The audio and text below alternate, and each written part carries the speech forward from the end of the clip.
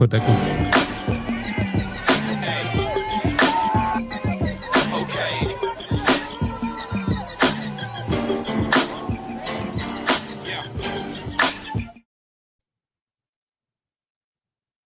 Well, good evening, everyone, and welcome to the Joy Reid Show. Well, it's evening here, but if it's daytime there, good morning, good afternoon, or whatever day of time of day it is.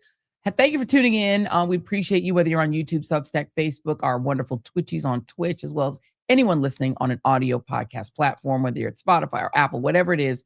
We just appreciate you being here. We do like to help you guys, to help us train our little algorithm. It's like a little beastie that you have to train. And so if you could please hit like, subscribe, hit share, also hit the little bell thing so that you can always know when we go live.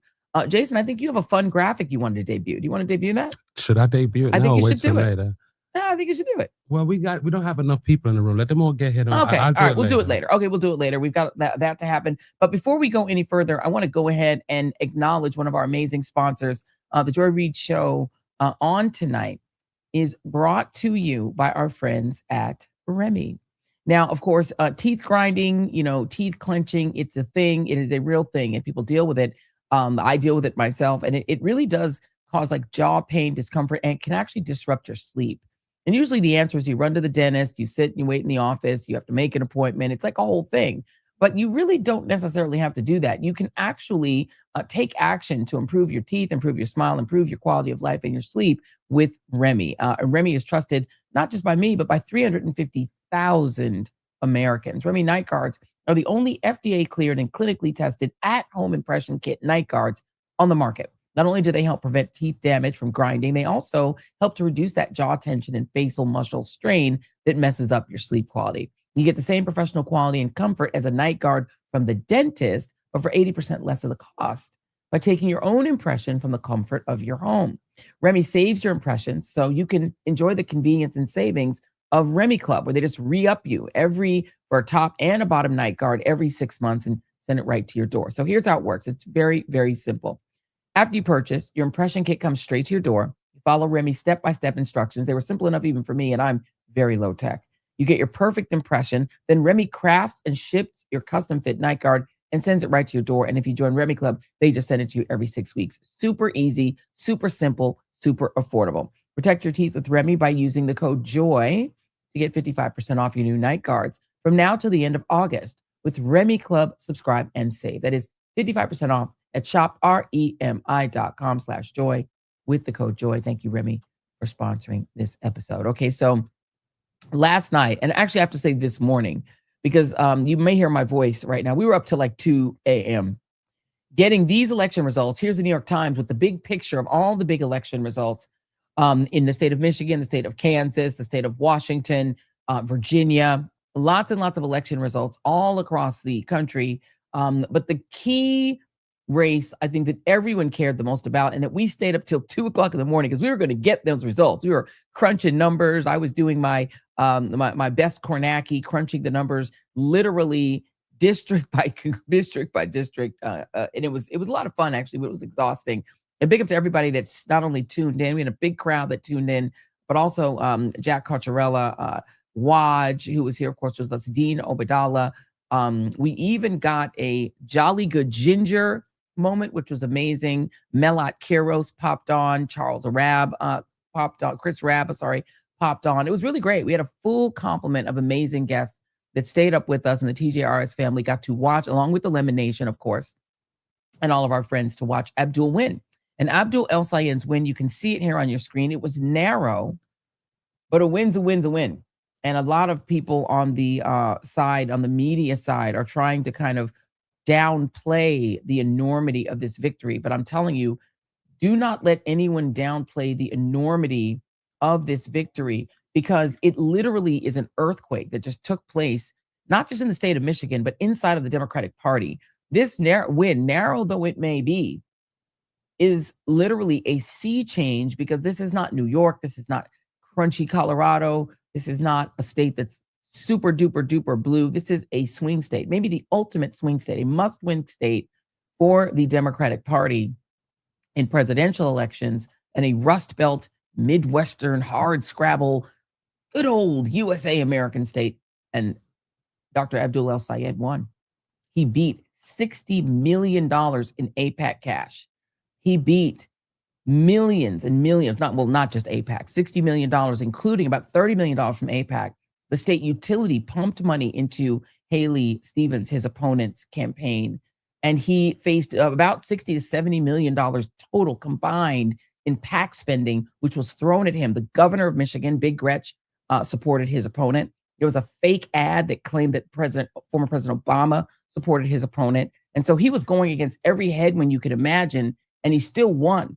It is a huge historic moment. This Muslim American man, an Arab American, he is half Egyptian, and he's going to be he's going up against Mike Rogers. He still has to win the general, but he's a Democratic nominee. Let's listen to a piece of his acceptance speech. We built this campaign brick by brick. Back in April, I remember talking to a room of 5 people in a discussion that most people will never clock, but it was an opportunity for us to share an honest conversation about pain and about purpose. And I've been able to have 500 more of those discussions over the past 15 months. I trained to be a doctor, and the single most important moment that makes a clinical encounter is that moment that somebody shares their pain with you, believing that you can do something about it. I don't practice medicine, as has been well documented by all of you. But I hope that I get to practice that part of things. And I've been able to practice it, but it requires people being willing to share their pain with you so that you can do something about it. That is a moment, a piece of vulnerability people give you because they believe that you can actually fix it. It's an investment, sure, in a campaign, but it more is an investment in democracy. And as we traveled our state, we were in living rooms in Lansing, VFW halls in Escanaba, basements in Grand Rapids, churches in Detroit. I got to meet so many of you, Michigan, so many. And you shared both what caused pain, but also what brought purpose. And we forged a movement out of that to get money out of politics, put money back in pockets, and pass Medicare for all to guarantee health care in this country.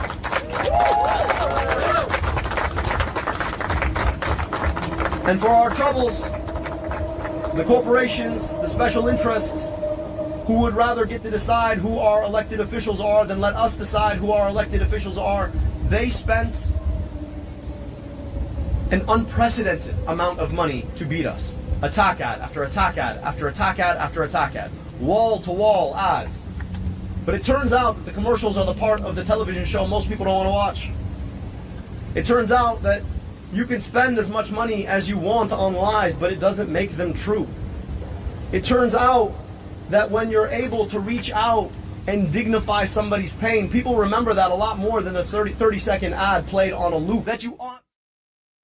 And that was just part of about a 20-minute speech, very moving speech by this historical candidate, and his historic candidate, who is now in a really good position to beat the sort of dull, boring Republican opponent who so far has not agreed to debate him. He is asked to do 5 debates with Congressman Mike Rogers, and I hope they do them. We will definitely cover them if they do 5 debates, if they even do 1 debate. And so there it is. This is an historic moment in the United States, and not everybody was happy about it. As you can guess. Let's cue up one Rafael Ted Cruz. Where the energy is, they want to cancel Thanksgiving. They're crazy enough, yes. They want to cancel Thanksgiving. They want to cancel Christmas.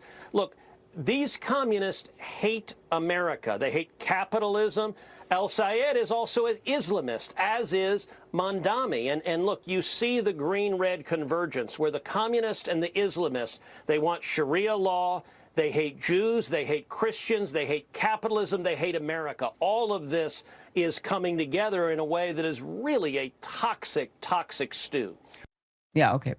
None of that is true, of course. That is Ted Cruz's own projection, because he is the guy who said he would be for Israel taking territory from all 5 of the neighboring countries they want to invade to make greater Israel. He said, yeah, they can take it all. As far as he's concerned, he said his whole reason for being a United States senator is to protect a foreign country, Israel, not the United States. And Abdul El-Sayed gave a very moving speech in which he talked about his love and respect for Judaism and the Jewish people. He just, I don't know, he hates genocide.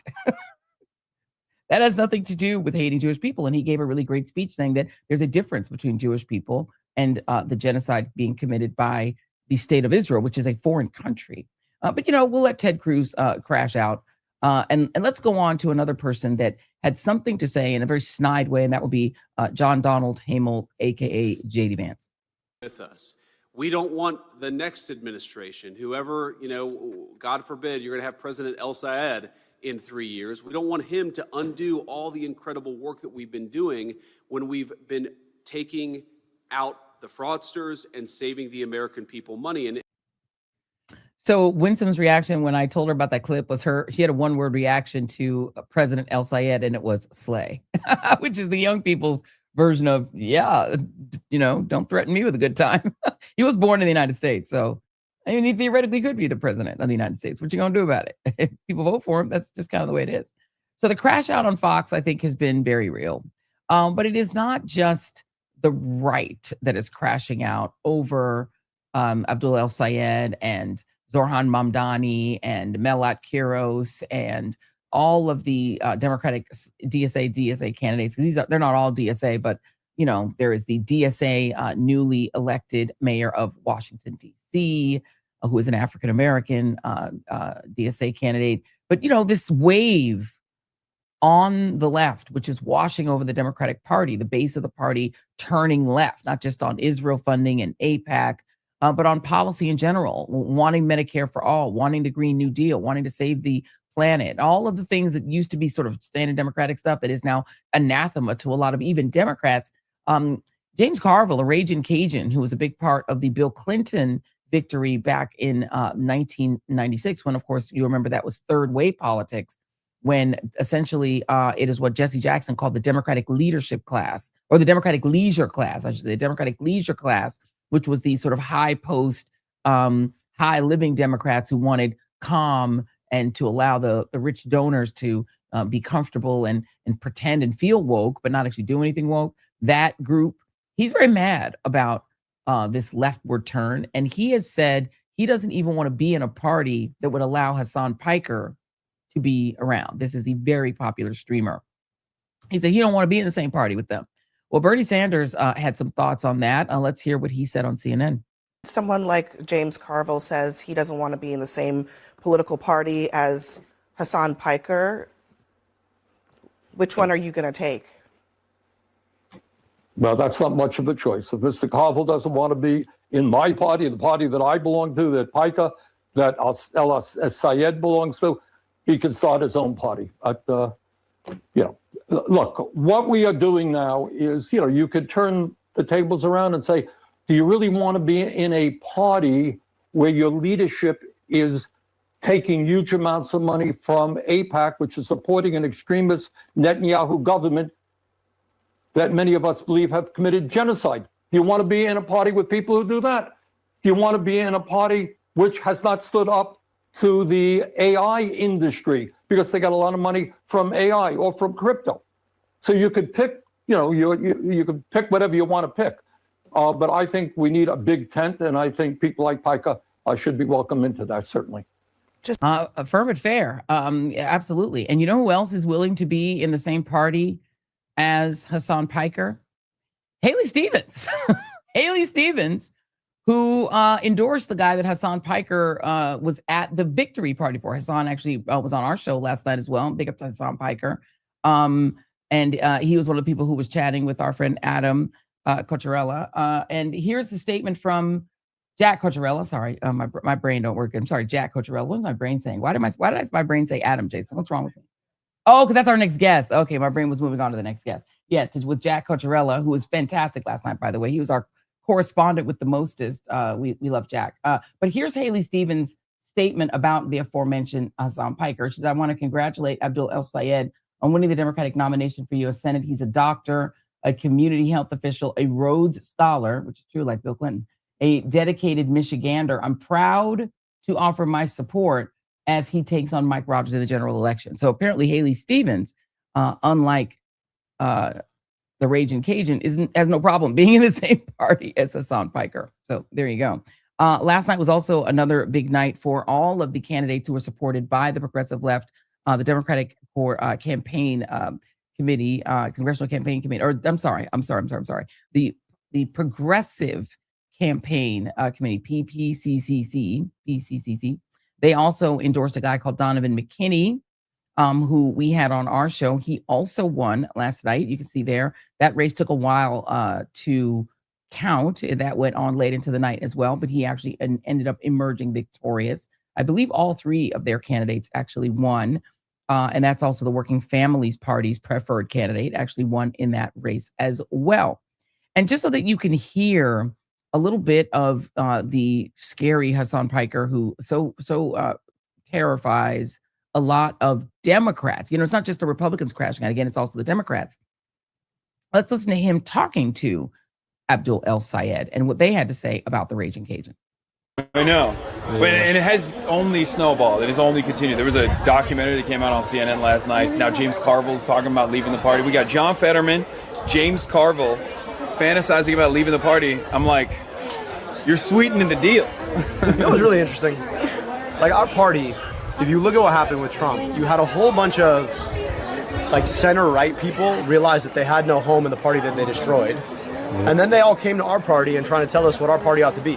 And then you think about like James Carville, I'm like, bro, you architected the complete right-wing like ascent to neoliberalism in '96. Yeah. And I don't know, like my point is this state is a swing state because of the machinations of the Clinton the Clinton era of politics. NAFTA, exactly. Yep. This is not a swing state, and neither is Wisconsin. I'm so annoyed. Like everyone's always like, these are dangerous states to be making these sorts of decisions on, and it's like these are not. First of all, the decision is being made by the voters. Okay. No, it's fine. The decisions are being made by the voters first and foremost. They're not being, that's why they're chirping, because the party bosses are mad that they can't like control the will of the masses anymore. They can't like dupe people into voting for their hand-selected pick. It's also, I mean, it's just so, part of me is like, why does anybody still listen to James Carville? He said one smart thing once, which he seems to have forgotten, which is, it's the economy stupid. Oh, with that, yeah. I'm like, buddy, is the economy stupid?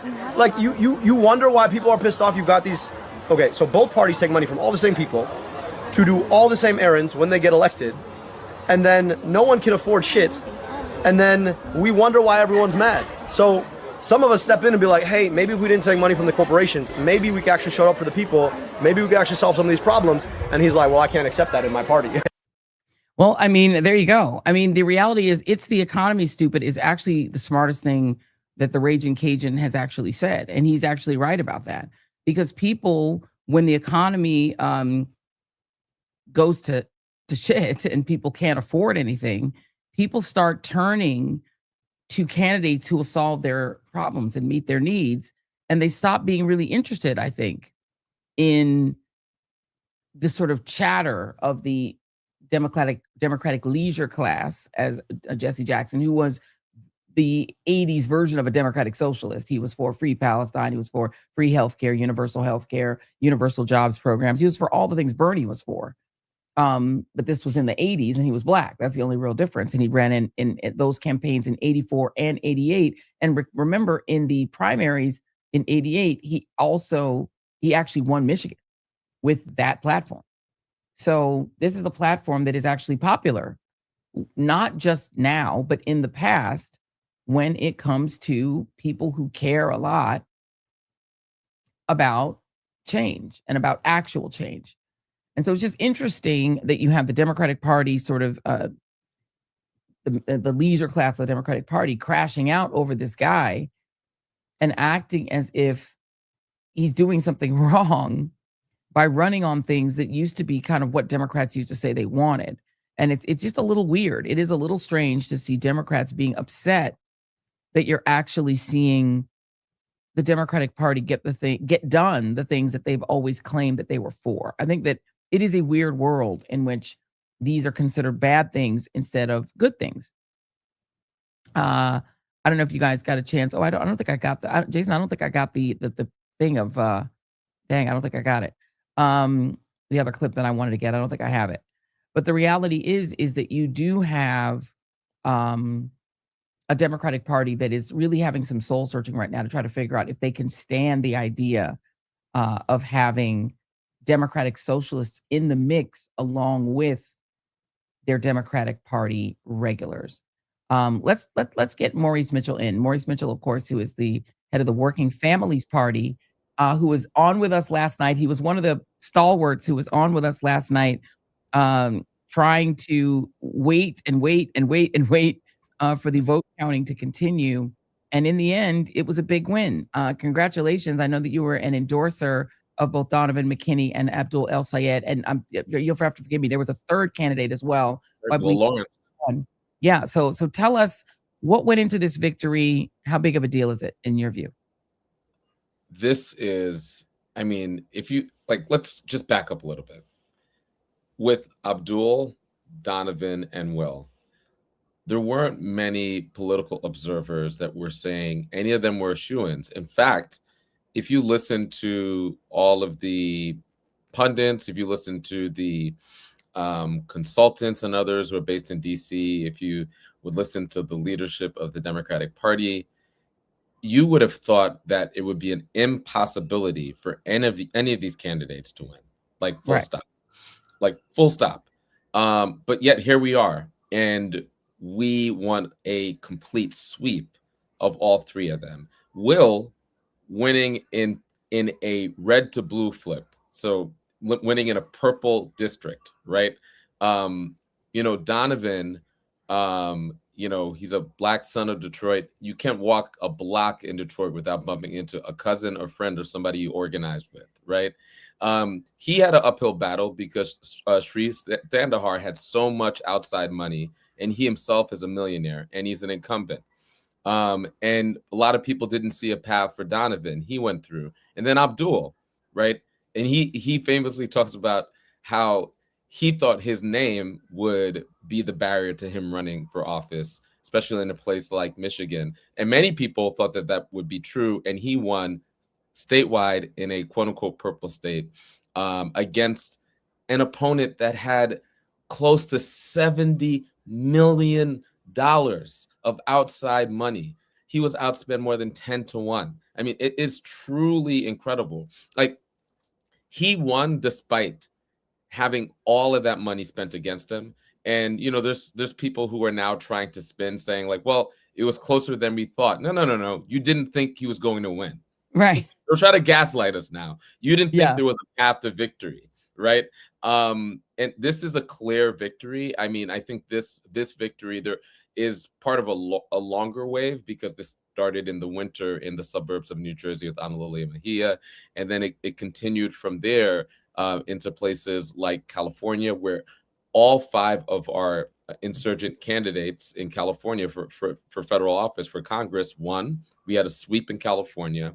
In Pennsylvania, both Rep. Rabb in one of the bluest districts in the country, he went through, as well as Bob Brooks in, again, a purple district, right? We know about the wins in New York, people like Brad Lander, and then of course Malak Keros. And every single time there's a victory, there's another spin.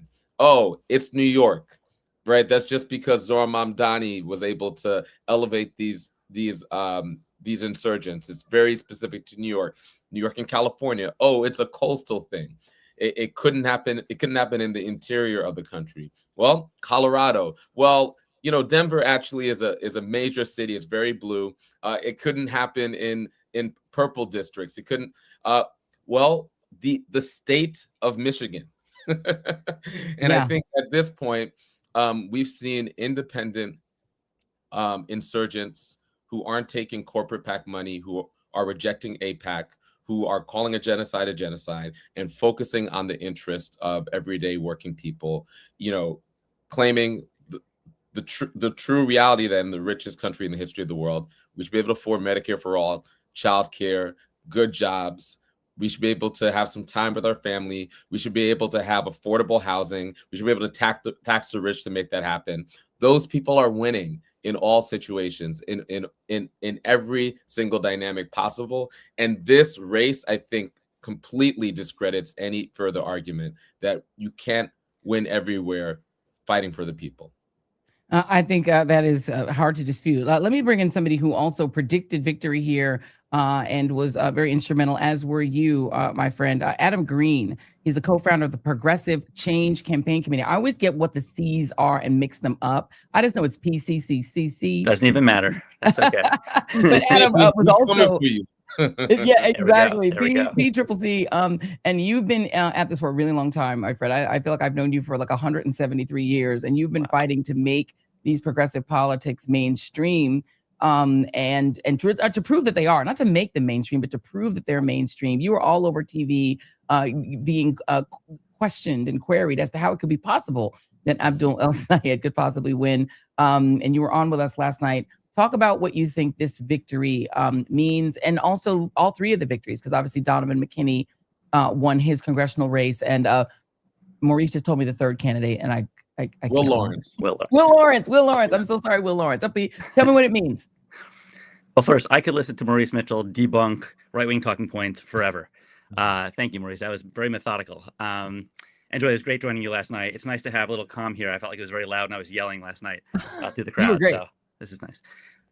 So as Maurice was hitting at, we're proving a theory of the case here, that bold, shake up the system economic fighters can win anywhere.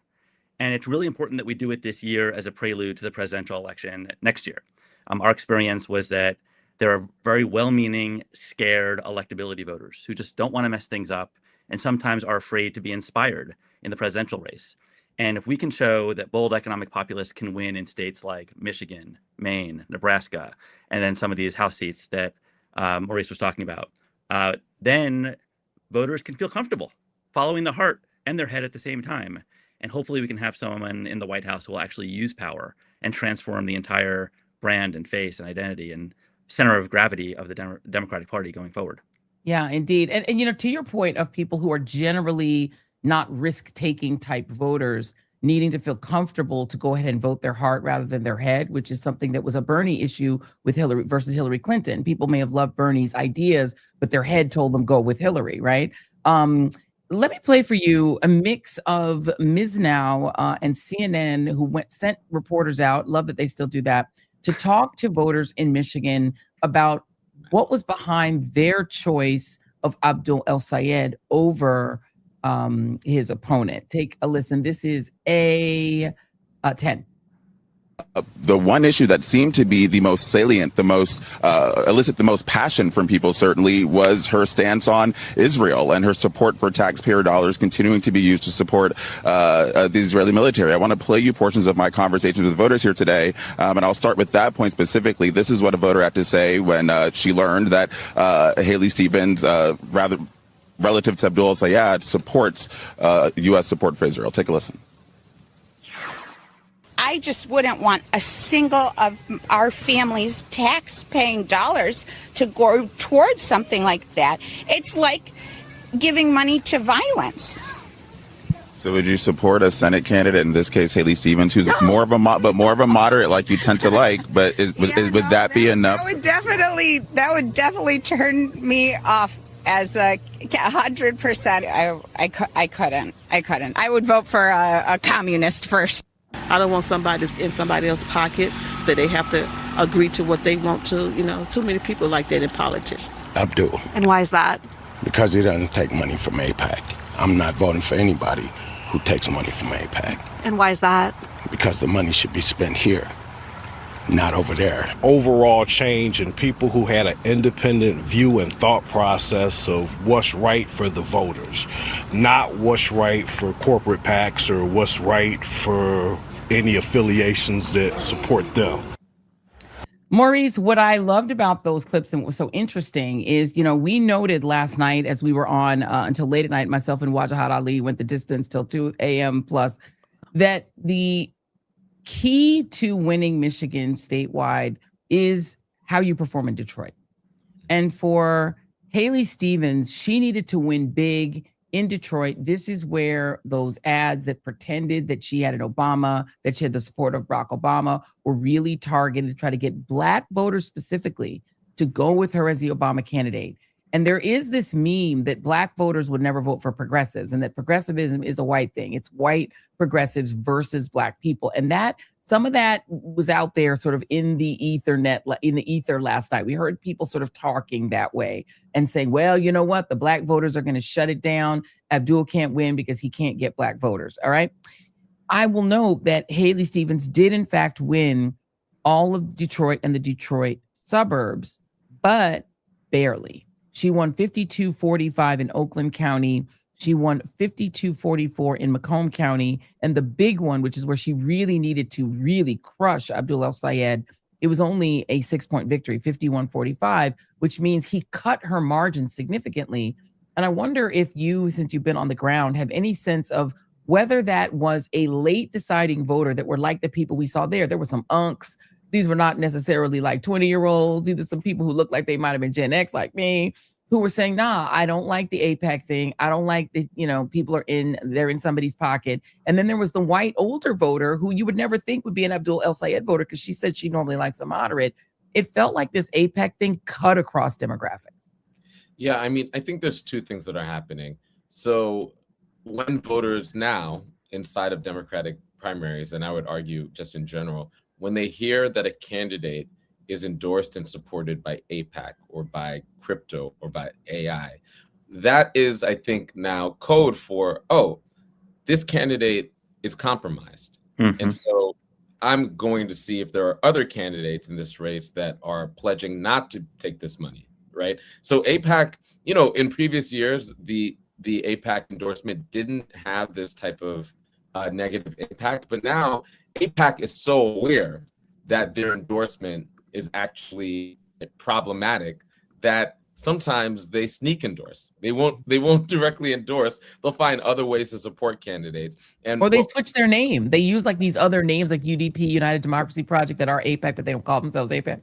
Absolutely. And what has been true for years is that when they spend on television ads or when they spend on mail, they never talk about any of the issues that they profess. They don't talk about the Middle East or the United States relationship to Israel, because Israel has discredited itself. Most people agree with Abdul El-Sayed that we should not be giving unconditional aid to Israel and in order to pursue a war of genocide against the Palestinian people. That's actually a mainstream position. So there's that piece. Are you on the take or not? Are you independent? Will you serve my needs or the needs of corporations and your wealthy sort of donors, right? But the second piece is, I think it cuts to the core of just of morals, right? So that woman who's like probably like a mainstream Democratic Party voter, she's a human being. She has eyes, she has ears. She's witnessed now for years the depraved and the day-to-day sort of like horror of watching women, children, families indiscriminately bombed and killed and ethnically cleansed. It's hard to look away from that, and it's hard to deny what we're seeing. And it's hard for anybody to feel comfortable knowing that in some ways those bombs are being dropped in our names. And so this has become a majoritarian issue. It's a kind of right versus wrong core moral issue. And look, I don't know if we're ever going back. I think not just Benjamin Netanyahu, but the whole project of having like an ethno state that is engaged in apartheid of a population in that state, and having the United States just kind of blindly support that state without calling into question its practices. I don't think we're ever going back to that. I think more and more Americans are saying no, especially at a time when their gas prices are high, but the cost of basic commodities are high, the cost of housing is high, the cost of healthcare is high. It's hard to explain why we're spending billions and billions of dollars in order to prop up a foreign government that is performing these horrors every single day instead of propping up our communities. Jason, I don't know if you can pull it in. I apologize. I missed not downloading it before, but I have a clip called Van Jones. When you got it? Okay. I want to play this because I can't talk about the crash out without talking about Van, because he did justification, Adam, of AIPAC spending that I thought was interesting on CNN. And he was talking to the grandson of Holocaust survivors and lecturing him kind of about what he should be thinking. Take a listen. Say a word about that, because we've talked about this before, and I speak as you know, as the son of a Jewish refugee, so issues of anti-Semitism are very personal to me. I think that what you see in Michigan is a interest group spending $30 million. She's got $64 million in television spending, and they're responsible for at least half of that. And one of the issues, as Kristen mentioned, that people are grappling with is the power of money in our politics, the influence that interest groups have. And I think it's a legitimate question. Should essentially an agent of any foreign government, whether it's Israel or any other, be able to spend, is it healthy for them to spend $30 million in a race like this to influence the outcome of that race? I think that's a legitimate issue. Look, well, I mean, I get your point. I don't think that they're an agent of a foreign power. I think they're American Jews, as you said. Their mission is to support the policies of the Israeli government. Well, I think their issue is to protect Israel, but you have to have no. But Van, read what they're. I'm happy to be corrected by you, but I also like to make my own point, which is that why is AIPAC going after this guy? That would be the question. They're spending, what you said, $30 million? That's a lot of money. Is it because he's a Muslim guy? Is it because he's a hateful guy? It turns out his position is for a full military embargo of the state of Israel. Now, hold on a second. A full military embargo. Now, listen, if he says he wants to condition aid, that's reasonable, defensible. Most Democrats feel that way at this point after Gaza. If he says no subsidies, that's defensible. He says we can't even sell weapons to Israel, even if they're defensive. So if this guy, so why is AIPAC so mad? This guy is saying that the United States government can't even sell defensive weapons to Israel, which would make Israel completely defenseless. Now, that would be a reason for a group of people who cares about Israelis to say, this is not our guy. So, Van, can I just say this? And Haley Stevens ran in 2022 after her district was redistricted. She ran against Andy Levin. Yeah, Andy Levin. And Andy Levin, his position was that aid to Israel should be conditional on not pursuing policies that would subvert a two-state solution there. That was a position. That would be considered a mainstream position now by many people. They spent millions of dollars to defeat him. They spent millions of dollars this year to defeat Tom Malinowski, who said, I can't guarantee that I will support every funding position. So I take your point, but this is not just about this race. This is about the entire panoply of races. What we're going to do is we're going to stick around. Exactly. I mean, first of all, Adam, I mean, to have David Axelrod, who was one of the people behind the campaign for President Obama, right, to become president of the United States, to be like Jewish-splained, that in and of itself was kind of wild. But what do you make of that? Because I think that what Van Jones was doing there is part of why people are so frustrated with the Democratic Party, with the Democratic establishment, with Chuck Schumer, because they will not admit that this entity supports a foreign country. They just won't admit it's a foreign country, and they won't admit that it is really wild that this entity will even go after Jewish politicians if they don't 100% support every dime for every bomb. Yeah, that's absolutely right. There's so many levels of outrage on this stuff. You know, one of the things that really gets me going is just the dishonesty in people's agenda. You mentioned before these fake groups in Illinois. AIPAC spent millions of dollars through a group called Elect Chicago Women and another one called Affordable Chicago Now. Right now, even if you took Van Jones' point on its face, one could argue that, okay, they should be honest. Hey, we're here representing the interests of the state of Israel. Let us tell you why we think this person is wrong on the state of Israel. I don't think there's one ad in the history of AIPAC that has ever done anything close to that, right? Because they know their agenda is not popular, right? So let me just add a level of irony and scrutiny that isn't out there enough, which is imagine if we had lost last night by 1 point and not won by 1 point. what would the rap be on progressives today? Maurice, we can go tit for tat on this one because there's so many of things that they would say. But they basically say, oh, even Democratic voters don't support these economic policies or these far left policies, right? And meanwhile, they would not acknowledge how much they are polluting the debate with fake arguments to get those votes. As soon as I got off a plane in Michigan, I had an African-American Uber driver. We were talking, his name was Lee, and he was saying, I'm going to vote. My wife and I are going to really talk to each other a lot this weekend about, the various candidates. And I think he asked me, what are you here for? I'm like, I'm helping a guy named Abdul. He's like, oh, El-Sayed? I'm like, yeah. And he's like, she's running against Haley Stevens, right? I'm like, yeah. I'm like, what do you know about the race? And he's like, well, let's see. He attacked Michelle Obama, right? Mm-hmm. And because he had been seeing these ads. Ads run by AIPAC, not on their issue, but playing to the fears and emotions of voters like that. And then when I said, you know who those ads are run by? Not the candidate, but by AIPAC and by corporate interests. He's like, oh, that's not good. And I was like, let me ask you a question. Abdul El-Sayed, his motto is money out of politics, money in your pocket, Medicare for all. He's like, that sounds pretty good, right?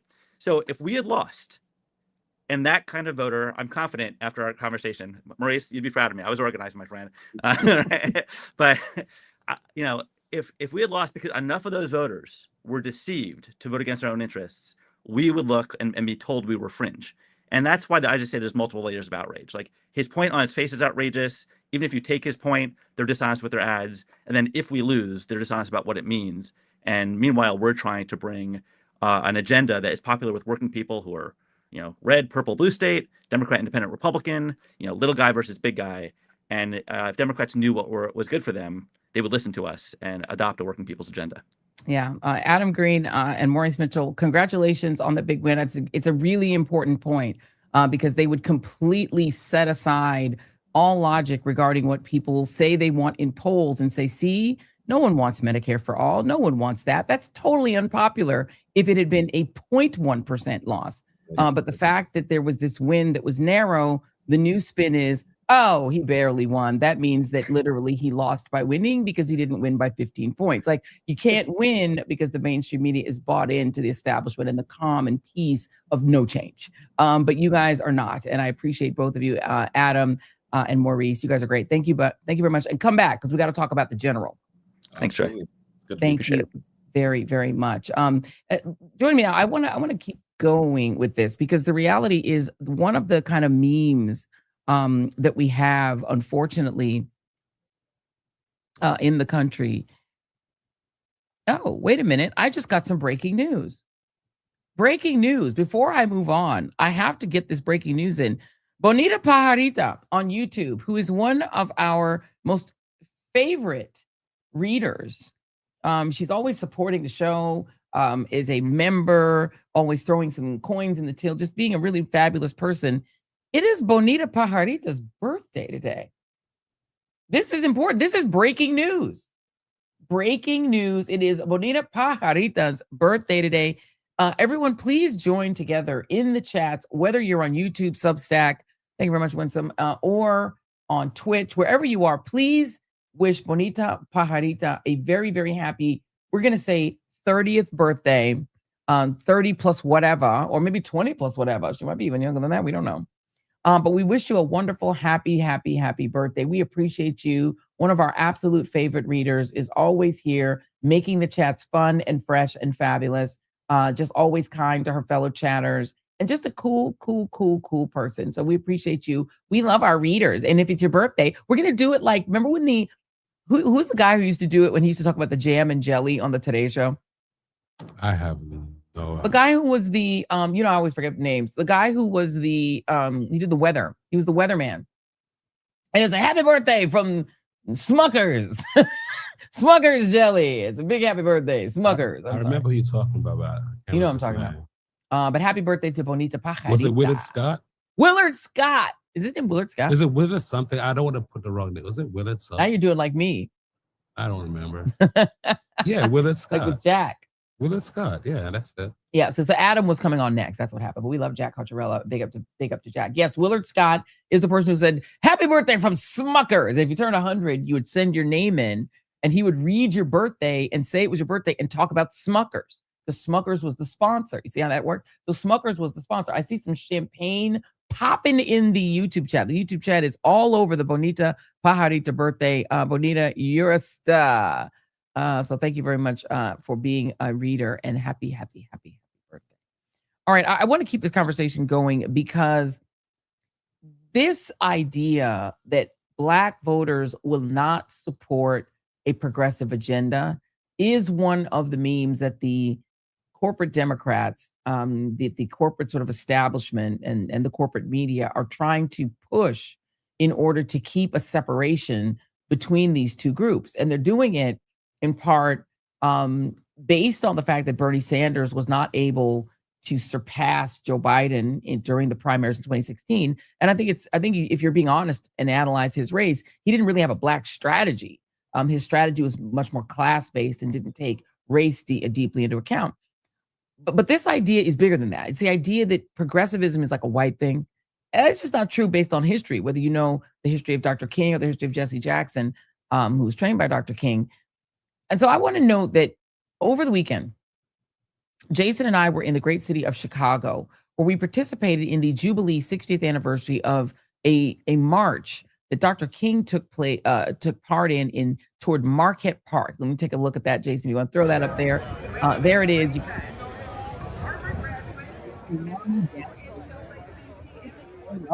Thousands of people showed up despite the tsunami downpour. Really, commemorate the 60th anniversary of this historic march. It really actually doesn't get a lot of attention in history because this march was not in the deep South. It was there you go, the Deltas. It was in the North. There was a state senator there. And because it was in the North, people thought, wait a minute, this is like discontiguous with what we believe is happening in terms of civil rights. This was a northern city where there was deep segregation. Some of the worst segregation that he had ever seen. And in fact, nothing that he had experienced in Selma, Alabama, or any part of the South really could compete with the vitriol and the rage and the hate that he found when he arrived in Chicago in January of 1966 and moved his family into a tenement on the west side of Chicago. And the goal of doing that, and this was 2 years before he died, was to take the civil rights movement and make it national and say that this is not some disease racism that was confined to the American South, but it was a national problem, a national illness that had to be tackled everywhere, and that the idea of poverty in the city of Chicago was as egregious as the idea of poverty and want and segregation in the South. And so he did that, moved himself to Chicago with his family to firsthand experience what Black folks were experiencing in Chicago. In a minute, you're going to hear Dr. King, which is, that was common. You're going to hear Dr. Bernice King, who actually spoke at this march. You can see her standing there in a cute pink outfit. And you're going to hear just a little bit of her speaking. She's going to speak in just about 3 seconds. I'm going to let her start, and then we're going to let you hear what she said. There it is. You can turn it up. When the cry for justice has become too loud to ignore. When the winds of history has shifted and called us to stand with courage that does not shrink. And join me now because we're going to talk about this and talk about just the real sort of epic violence of that day and what to do about it is Dr. Rami, I'm going to pronounce your name wrong, Nashashibi? Nashasha, you have to pronounce it for me. I just know you as Rami. There you go. And that's good. Can you hear me? Yes, indeed. Okay. Let me give your bio. I'm going to give a little bit of your bio. And this is an incredible community organizer who I met for the first time in Chicago. And he just blew my mind giving me the history of this march. He is a MacArthur Fellow, a sociologist trained at the University of Chicago, and the founding executive director of the Inner City Muslim Action Network, IMAN. Since its founding in 1997, IMAN has fostered health, wellness, and healing on Chicago's South Side and in Atlanta's West End by organizing for social change, cultivating the arts, and running a holistic health center. This is one of the coolest people that I've ever met. Rami, Dr. Rami. I didn't know you were a doctor when I met you, that you were a PhD, but thank you so much for being here. Yes, peace and blessings. Salam alaikum, Joy. And it's Rami Nashashibi, and you were close. And it was equally a profound honor and privilege to see you show up, weather the rain, weather the storms, and to be out there with us on Saturday. It meant a tremendous amount to those who got a chance to interact with you. And as you were saying at the top of the show, it was a historic moment. You know, that was 60 years ago today, that King's Chicago Freedom Movement selected Marquette Park, specifically the neighborhood more broadly, and, you know, to be able to confront the legacy of redlining, restricted covenants, but even more broadly, to speak to a point that you were talking about earlier, about this false notion, this duality about progressivism being a kind of white liberal elite thing. No, back in the day, they were very clear then. King did not just start on August 5th. He was mobilizing with vice lords, Blackstone Rangers, young Black folks, talking about, in the same year, economic injustice, disparities at home, and human rights abroad. You know, and in some ways we saw that win overnight in Michigan. It's really the same platform. Yeah. That's not a new platform. It's certainly not a white platform. It has really basically been at the core of movements that Black folks in this country have been championing, from Marcus Garvey to W. Du Bois, and we're all, in fact, inheritors of that legacy. Anyone who's been organizing in the context of the U.S., we are all beneficiaries of that, and I certainly am, as someone who has kind of been doing this for 30 years on the South Side. Absolutely. Let me show a clip for you guys if you are unaware of it. I have not seen this clip before. We sourced it today, but it's just people just really don't talk really that much about King's Chicago campaign, because it just breaks the sort of mold of what we think of as a civil rights movement, which is supposed to only be in Alabama. It's supposed to be in the South. But this was right in the city of Chicago. And watch this. These scenes are pretty wild. This is B2, Jason.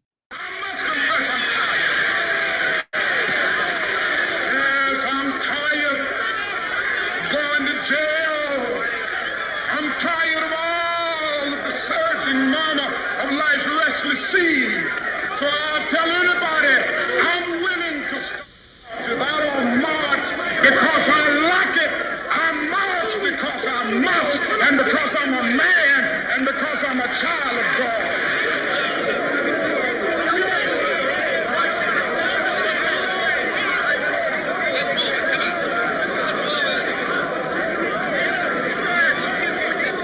The road coming up. No, we got separated and we couldn't get through the mob back there. So we'll wait to come up. And we had to go all the way around the park and come back in. Come up the back? Yeah. Well, I'm glad you slowed it up. Oh, I've been hit so many times, I'm immune to it. How do you feel about this reception, sir? Well, this is a terrible thing. I've been in many demonstrations all across the South. But I can say that I have never seen, even in Mississippi and Alabama, mobs as hostile and as hate-filled as I've seen here in Chicago. But the march will go on anyway? Oh, very definitely. We can't stop the march. We've been going on in a few minutes. I feel you're in a close. If you could repeat for our audience the history that you gave me and Jason about the history of that terrifying looking march. It was terrifying. And, you know, people like Andy Young, who was there that day, said, you know, one thing that they had never confronted in the South, and this is a year after Selma, right? This is a year after Edmund Pettus. This is a year after some of the most horrific confrontations with white supremacy unbridled in the South. But what they confronted in cities like Chicago, and when they confronted in Marquette Park, what Andy Young would say, in the South, it was often relegated to the mob, so to speak, those with the hoods are the Bull Connors. It was in places like Marquette Park where you saw 5,000 people, grandmothers, children, you saw women, you saw young men. And that was also a horrific disorienting thing for them to have to encounter, right? That was unlike anything they had seen in the South. And that was not just 1966. Remember, that is happening August 5th, 1966. But a decade later, the same park was having American Nazi Party rallies in. The American Nazi Party headquartered itself on 71st and Rockwell. In fact, the Blues Brothers film where Dan Aykroyd and Belushi, where they kind of have that iconic scene, they lampoon the Nazi leader, and you could find those two. His name was Frank Collins, and yet he was very he was a very buffoonish character, but he had thousands of people that he rallied. And that moment where they drive them off the bridge into the lagoon is supposed to be a kind of a homage to Marquette Park, that moment in the 76. We even have images, Joy, of in 1986. We're talking about, commemorating the 20th anniversary of literally Klansmen in the park. So this is not ancient history, right? My mother was probably one of the first Palestinian American families on the South Side. She was a refugee from May 1948, literally born in May 1948. Palestinian families, along with Jewish American families coming from the show alongside Black families fleeing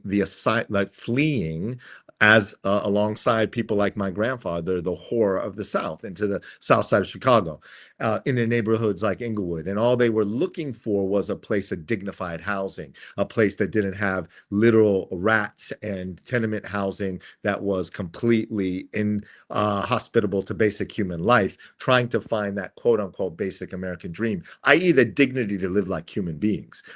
There was realtors that were whipping people into a frenzy, making mass kind of bank off the idea that the psychotic fear of proximity to Blackness, right, and associating that idea with losing not only all of the things that you have worked for in terms of the American dream, but even your entire way of life. That was the history behind then Marquette Park, because by that point, of course, the Chicago Freedom Movement was confronting all the tenement housing issues, but they started to confront these red lines, right? These red lines that Black families were not allowed to live beyond, that bankers weren't giving, loans to. That led to what Ta-Nehisi and others talk about, billions of dollars of theft from the Black community through contract sales. That doesn't just go away in the 70s and 80s, but is the modern kind of framework for the socioeconomic inequity that we see across urban centers in the North. And so King's presence in a place like Marquette Park, if you were to play that interview on, at one point, Joy, he's asked, do you regret what's happened today? Do you regret coming here? And King says very, very with no hesitation, absolutely not. We had to bring the evil out into the face of day. And in many ways, that's what we also were trying to confront Saturday, Joy, that, King deployed a spiritual language alongside a progressive community economic language, and that is also within our repertoire. We are people like, I always call him the greatest civil rights rabbi you never heard of, Rabbi Robert Marks, March with King. He goes on to found an organization called the Jewish Council of Urban Affairs. They were out in large numbers on Saturday. You had Palestinian families that were out in large numbers. You had Muslims. People don't know that on that, again, August 5th, 1966, you had a young Jeff Ford, who was the leader of the Blackstone Rangers, who King was organizing and meeting with alongside Vice Lord members from the west side of Chicago, who King had talked into working in a capacity of nonviolence. They talk about wearing baseball gloves because they were catching so many bricks, right? And these were young 19-year-old Black men who were trying in a nonviolent fashion to march alongside this organizer because they were trying to give that a chance. And so we had some of those family members with us Saturday. We had Jesse Jackson's family with us Saturday. And alongside, we have hundreds of people that came from across the country, from cities as far as Baltimore, Jackson, Mississippi, because I believe in this moment more than any, that spiritual message about us confronting red lines. Back in 1966, those red lines were about who does or doesn't get a loan. Today, those red lines are about who is or who is not considered worthy of basic human dignity. And our communities now, as evidenced in the election in Michigan, but I think across all this country, Black, white, Muslim, Latino, you're beginning to see a demand that the basic fight for economic equity here and human rights here and abroad are not in any way, shape, or form incompatible, but very aligned and have been for a very long time. Wow, that is deep. And I mean, and the reality too is just the viciousness of the fight against Black folks just walking in the park in a community. You described it when we met as guarding the citadel, right? You have the elite who go to working class white people and say, you get nothing, but you need to guard this white neighborhood of yours with your very life and stop anybody Black from moving near you. And that's your real fight. Your real fight is not for economic justice, even for yourself. Right. And so you get people to work against what we would see as their interest, their economic interest, because they're just working in their racial interest. And it's I find it sort of kind of depressing and kind of fascinating how well that works and how well that has worked over the decades in this country. It's the ultimate Faustian barter. It's what, Jim Wallace, the great kind of, organizer and spiritual leader in the white evangelical community, talks about the original sin of America. And we have to see it as such. White supremacy is not about any one particular ethnic community. It is about a diseased spiritual condition that thinks about the false hierarchy of human value and that imposes it on every facet of our life, that works on a mentality that does pit us against one another, that again says, yes, you're allowed in if you can guard the perimeter. And if you guard the perimeter effectively enough, we will allow you access, even if it means fighting and guarding the perimeter against your own blood brother or cousin. And that's not uncommon. You'll find a Latino family that is brought in through one route that is now saying, we got here legally. Yeah, we deserve, exactly. Right? We got here, and not ignoring the entire history of who became legal when borders were drawn over hundreds of thousands of Mexican Americans in the Southwest, right? Yeah. Ignoring that history of the arbitrary notions of legality or illegality.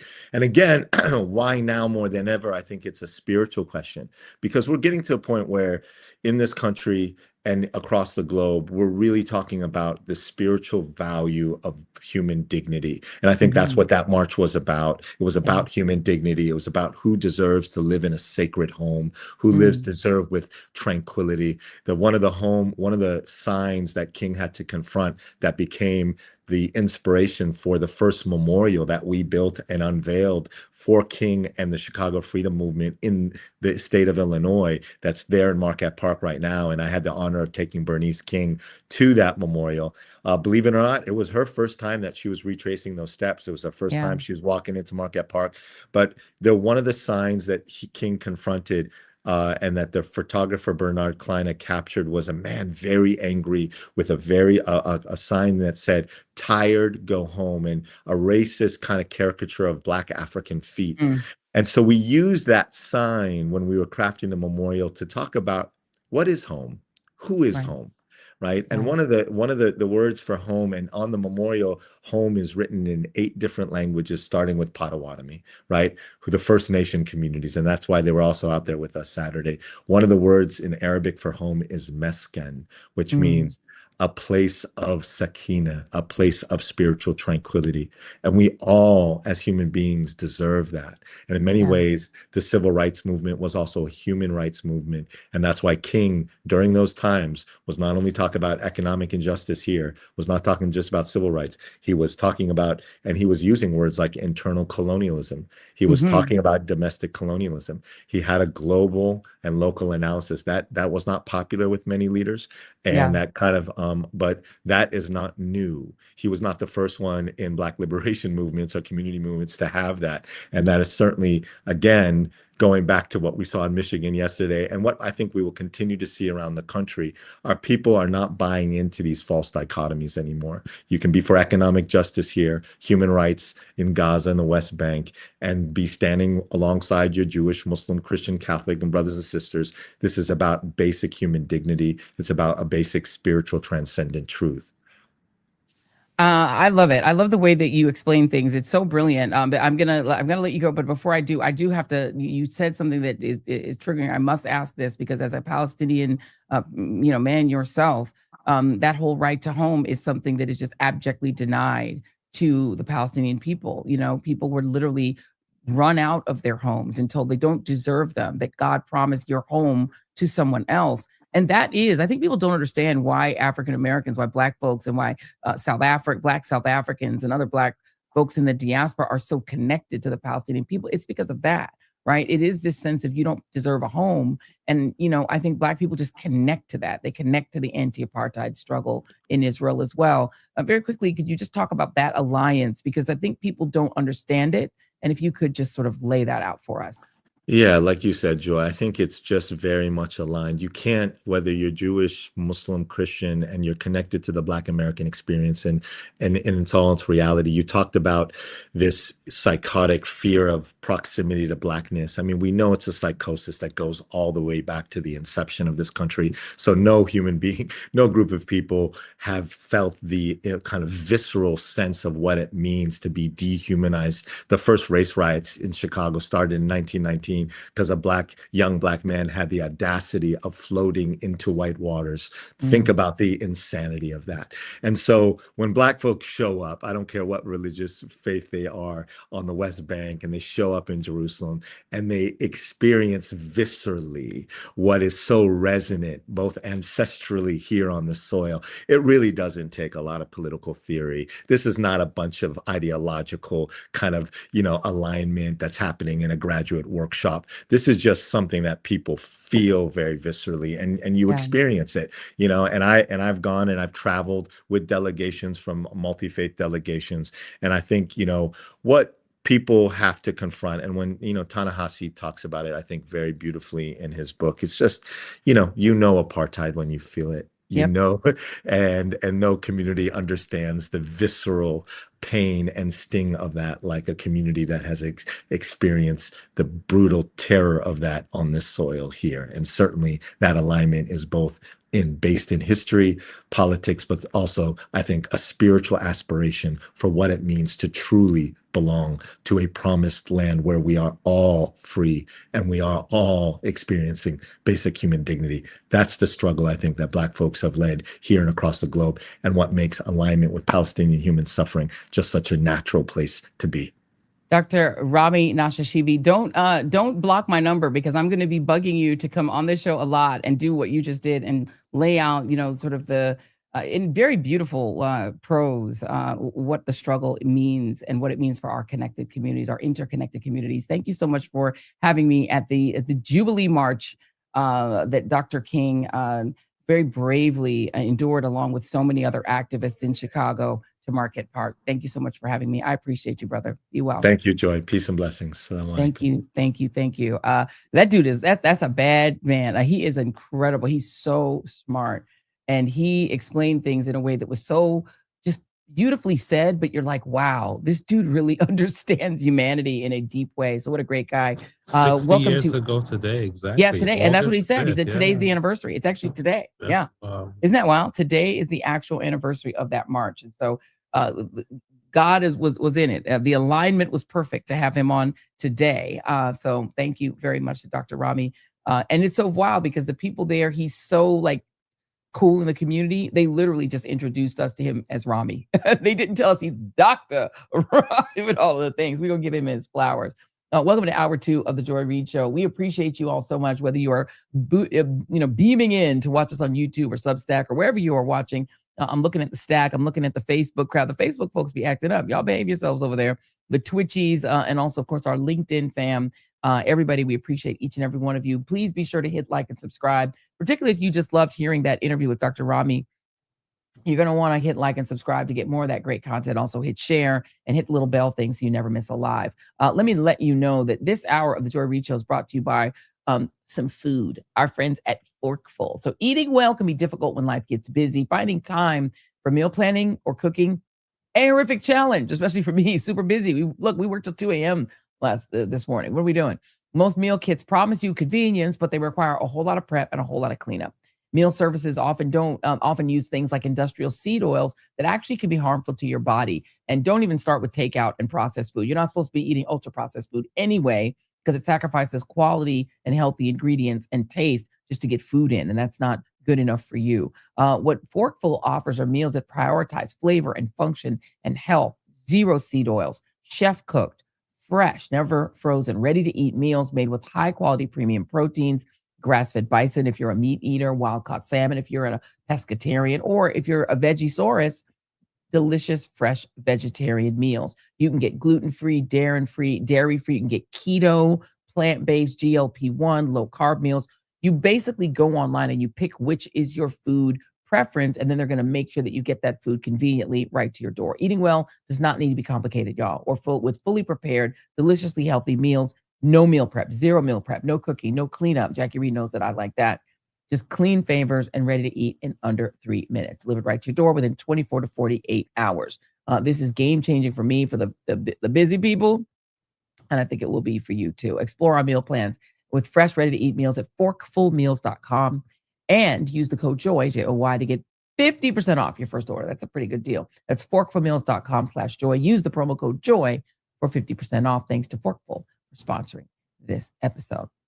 So I want to talk. I think I'm skipping something. Hold on just one second. Block C. Yeah. Let's talk about the Officer Tatum interview a little bit. Officer Tatum has jumped into the Nolan Wells case, not really to try to solve the mystery, but really to try to defend the white friends, right? There's lots of clips around of him going around. I don't know if this one is AI of him saying that Nolan Wells had no black friends. I'm hoping that's AI because there's this video that would Google that would dispute that. But he seems really invested in the idea of defending these young men. And he went and did these interviews that in the end probably did them more harm than good. Because what Officer Tatum has done by so aggressively trying to defend Nolan Wells' friends is he's just raised more questions. I don't know if you guys saw the Nancy Grace interview where she cornered him on the question of whether there was cell phone service on Horn Island. He had originally made it sound like there's no way that Nolan Wells could have been taking video or anything like that. There was no cell service. But it turns out, oopsie, there was cell service because he had cell service when he was on Horn Island doing his investigation. She also got him to, sort of stick to this timeline that he's created. He has, sort of walked these teenagers through a timeline that they're now stuck with because they've done it on his podcast. And it kind of doesn't make sense. If you are a former police officer, which he is, and you're using your skills as a former police officer to try to disprove that these young men did anything wrong, but your interviews with them are so softball and so clearly, meant to lead the witness toward a conclusion that's helpful to them that you actually hurt them. This is a problem. Let me play for you one clip of this Officer Tatum interview that, rather than shutting down questions, is just raising more questions. So this is Officer Tatum. We call him Officer Unfriendly to Black people. You know how Officer Friendly back in the day? He's an unfriendly guest. He's an unfriendly guest. He don't like black people. He thinks black people are terrible. He thinks we were better off under slavery. He said that on a Piers Morgan interview. He thinks the civil rights movement was the biggest harm to black people. He's a grifter, absolutely. We just saw one of the commenters saying he's a grifter who basically has created an entire genre of content designed to make racist white people feel good about being racist by saying, no, don't worry, boss. Oz agrees with you. That's kind of his job, to say, oh, no, boss, I agree. Them black people are terrible. He's basically Clarence Thomas with a podcast. But anyway, let me play this clip because I think this clip is actually not helpful to the Nolan Wells friends. You tell me what you think. This is C1. Multiple people involved, people that may have seen Nolan last, but is not being truthful and coming forward as to what they saw, who was with him last. And we have various people that have come out or come to us with the information.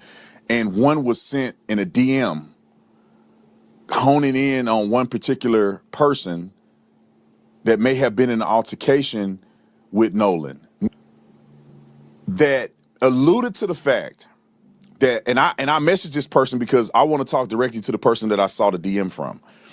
And we haven't talked to this person yet. But the person said in the DM to another kid that is associated, not any of the kids that I interviewed to talk to, but that could be associated to some degree, that knew Nolan, that this person wrote a message saying, me and my husband saw you arguing with Nolan, and to the effect of, you're going to spend the rest of your life in prison. What? So, Officer unfriendly to Black people, you're saying that you got a DM from someone who alleges that they interacted with someone who had a fight allegedly with Nolan Wells potentially, and that then said, my husband and myself, so it's obviously a woman or a man, maybe it could be a man with a husband, we don't know, saw you and you're going to spend the rest of your life in jail. Have you shared that information with the FBI? Have you shared the identity of that person with the Jackson County Sheriff's Department? Have you shared any of this with authorities? Or are you just talking about this and yapping on your podcast about it? Because it sounds to me like you got evidence, bro, of somebody that may have confronted Nolan Wells sometime between the time that your friend Warren Hudson says he last saw him, which is at 3 p.m., and the time, the days later, when he was found face down in the water dead. And you're saying that now you may have evidence that there was somebody who got in a fight with him? Houseway, you need to make that make sense. Meanwhile, another development in this case is that the United Cajun Navy, which is the group that of volunteers who go out and they help people who are having distress at sea. They've now issued their own report, a 22-page working analytical report, which is interesting because when the disappearance first happened, when Nolan Wells first disappeared, the United Cajun Navy called for volunteers. I went on their Facebook page and looked at the video where a gentleman from the United Cajun Navy called out to say, hey, if you've got a boat, we've got a missing young man. He described what he was wearing and said, get your boats out there and try to find this young man. Well, the United Cajun Navy has now created a report of their own, a 22-page working analytical report, which references data from the Mississippi Department of Marine Resources, photos, and social media comments. And then they list most of the information as needing additional verification. What you're seeing on your screen right now is a working timeline that they created of the investigation, and it is a compilation of information that the United Cajun Navy themselves suggest that law enforcement or private investigators should go back and verify. In other words, they're doing more actual work than the Cash Patel FBI, apparently. This report, which you see on your screen, this is only 3 pages of it. That's the sort of front page of it, and these are some of the pages inside. It provides a list of evidence that they suggest requesting, like phone records, GPS coordinates, and separate witness interviews. The fact that they've suggested requesting specific evidence is not an indication that it had or had not already been done or verified or asked for. They're just saying this is something that should happen. Brian Trasher, the vice president of the United Cajun Navy, told TMZ that they provided the report to Wells's family, attorneys, and law enforcement, and they've all confirmed that they've received it. The United Cajun Navy highlighted the boats that were at Horn Island on July 4th. They have still images which show placements throughout that afternoon. The report did not authenticate whether the timestamps provided are from when all the included videos or images are captured. They identify 6 boats. Boat number 1, Boat X, boat number 2, which is Frontier Bay, boat number 3, Palm Beach, and Triton. Triton is the boat that you see making the distress call. All were near each other at Horn Island throughout the day. Only the Palm Beach and the Triton, both of which, by the way, were referenced by Warren Hudson in his interview with Officer Unfriendly to Black People. They're clearly identified as being related to Nolan Wells' group. He rode out on the island on the Triton. That confirms what Warren Hudson said, which witnesses said left around 4:30 p.m. because of a faulty bilge pump. The boat was reportedly partially towed back to the mainland by a friend, which we believe is the friend Bart, who was a 21-year-old football player. None of the information supplied addressed when the Triton started taking on water. While the report suggested others should collect that data, the United Cajun Navy was not able to do that themselves.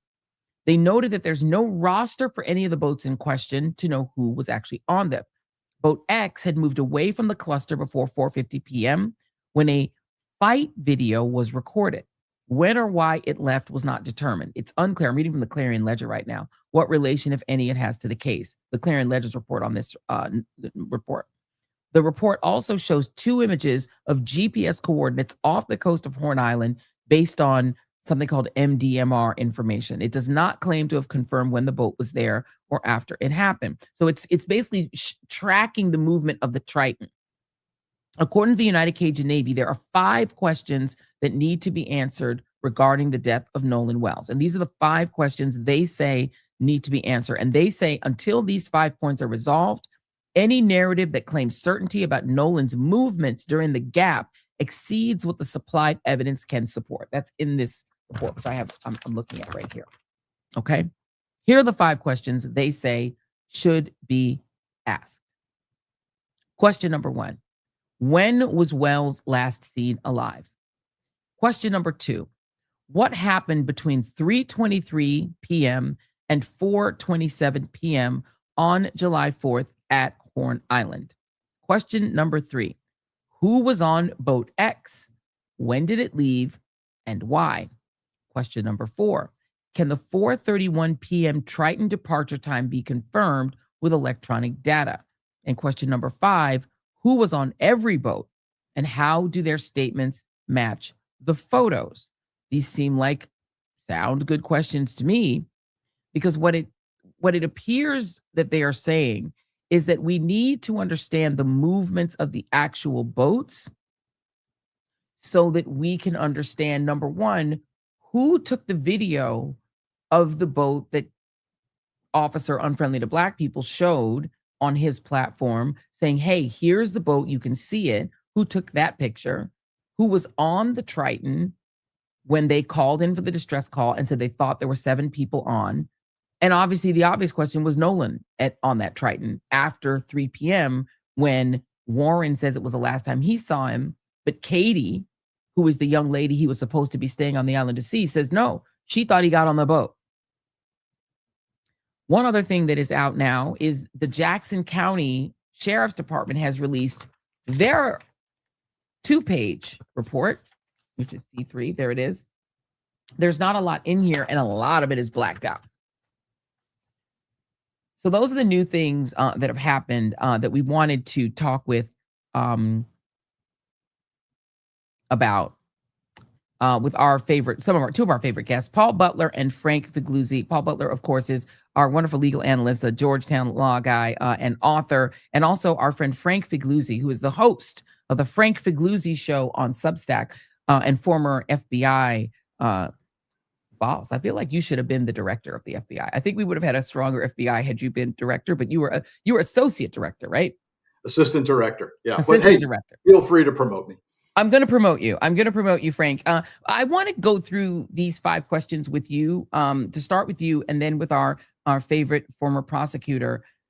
And I don't know if you were able to hear them backstage as I was reading through the questions that the United Cajun Navy has said should be asked. And they really boil down to who was on the boats, where did the boats go, can you get GPS coordinates to verify where the boats went, and who was on, they really specify boat X, which was near the Triton at some point before it took on water. What do you make of that? So first, look, generally, it pains me to admit that we are now in a mode where we're taking third-party, smart, by the way, credible questions and investigative leads are being laid out by third parties and, like the Cajun Navy, and, we have no idea whether law enforcement has pursued these otherwise logical leads.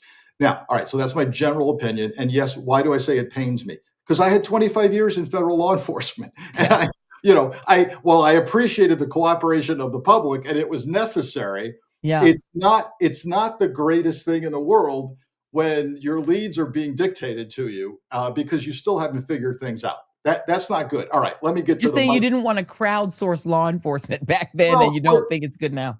Well, no, I don't want to say that. I think I do believe now, I'm a full believer in crowdsourcing crime solving. It works. It's worked in identifying the January 6th insurrectionists in a large way. Indictment after indictment of those now pardoned January 6th insurrectionists leads off with a prosecutor saying, based on information obtained by, various crowdsourcing entities. But that's fantastic. My point, Joy, is that we should, in a case like this isn't 1,000 people rushing the Capitol. This is a small case that should be over by now. That's just my investigative opinion. All right, now moving on to a micro look at this thing. The key here is indeed a couple of things on this list of 5. The boat X, the mystery boat X, who's on it? Why did they leave? What's the fight about? And as you said, who indeed took the video. And then the whereabouts of Nolan. We don't even seem to know, at least we don't at this point, was Nolan even on that boat? And we've got the young lady saying, I don't think so, or I thought so. Then we have his friend saying, no. It's a mess. And I just want to throw in, if we don't get to it, I was appalled today to see that Nolan's mom is under investigation by the Nurse Licensing Board of Mississippi because someone filed some complaint. She's never had a complaint, allegedly, in her career, but here it comes. Yeah, she's also not subject to the FBI's various investigations about threats to the friends and their families and to the judge, who is the stepmom of Warren. But to my knowledge, I don't know that the FBI is investigating any threats toward her. Not that we know if she's received them, but you're absolutely right. There's been a campaign, an online campaign to destroy Christine Wansley, to destroy her reputation. And this is the double tragedy. This woman lost her child, and for the apparent crime of just wanting to know what happened to her son, which, to your point, Frank, if it was just a drowning, why are we still talking about it all of this time later? Why are there blacked out parts of a basic police report about a supposedly simple drowning? Why is the United Cajun Navy suggesting questions to ask? This should have been open and shut. Why are they holding on to the autopsy? If it's a simple drowning, it's open and shut. Tell the mom what happened. She doesn't want to be doing this. And yeah, then now she's having to face harassment. It's a horrible sin. But I want to go to you on this, Paul, and talk about the Officer Tatum piece of it, because I think it's clear he wanted to help. He told one of the young men, Trayston, that he thinks he's incredibly brave and he's got his back. He's got you guys' back. It's clear that was the purpose of the interviews. The interviews were very leading. They weren't very objective. They weren't very journalistic. But I don't think the interviews helped them. I feel like the interviews just raised more questions. This new interview, in which he claims to have gotten a DM from someone who says they witnessed a fight with Nolan Wells and that they then reached out to the person in the fight to say, you're going to spend the rest of your life in prison, and my husband and I saw you. Well, wait a minute. Shouldn't he call the police? He absolutely should call the police. He should call the Jackson County Sheriff. He should call the FBI. He should call any other investigative bodies. And he should also call Ben Crump, because Ben Crump is conducting an independent investigation that in some ways has more credibility. The reason that this case has to be crowdsourced is immediately after Nolan disappeared, the Jackson County Sheriff said he didn't suspect any foul play. Now, Joy, imagine if there were a young white man on an island with 200 African-American young people, and that young white man disappeared.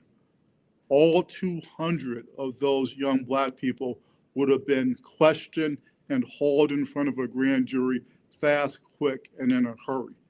And here we are, more than a month later, after Nolan disappeared, and we don't know squat. It is really just insane, right? I mean, it boggles the mind. And I want to go back to this timeline. So helpfully, the United Cajun Navy, which again appears to be doing more work than Kash Patel in them, put out a timeline. And I want both of you guys to discuss. I'm going to go to you first on this, Frank. And I think I don't think you would disagree, right? That it's strange even that there would be this immediate dismissal that there's no crime involved, and then suddenly there's a grand jury, right? So, I mean, the Jackson County Sheriff hasn't helped either. They're like, give us patience, but patience for what? You said there was no crime. It was just a drowning. Patience for what? It's almost always regrettable and certainly ill-advised for a law enforcement leader to ever come out immediately and say, I don't see any signs of foul play. You will eat those words about half the time.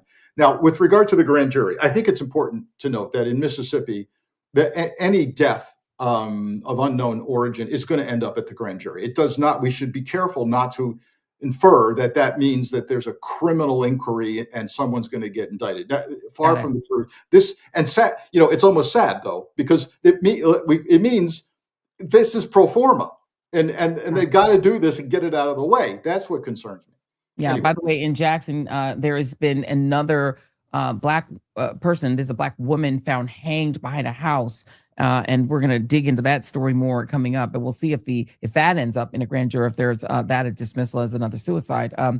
Let's talk about this timeline in light of last time you guys were here. I did play for you this CETO distress call that lots of people are cleaning up the audio for. So there's a gentleman named Elliot Connie who received yet another version of this distress call from somebody who separated the audio. Essentially, what he was saying that this person explained to him, who's an audio engineer, and he verified their identity, was that the distress call, when you're on hold, the hold music is only on one channel of the two channels. It's not in stereo, it's in mono in one ear, so that the call itself was in the other channel. They're two separate channels. So what this audio engineer did is they separated with the channels separated, they could just mute the hold music and really hear the distress call. Now the person sent it to Elliot Connie with the words on it again, which I do think is leading, if you see the words. So I took the words out. I put on some generic video that's been circulating on social media.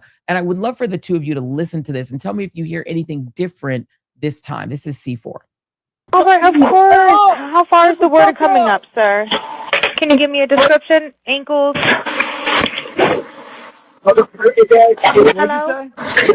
Hey. Yes, how far is the water coming up, sir? It's coming up.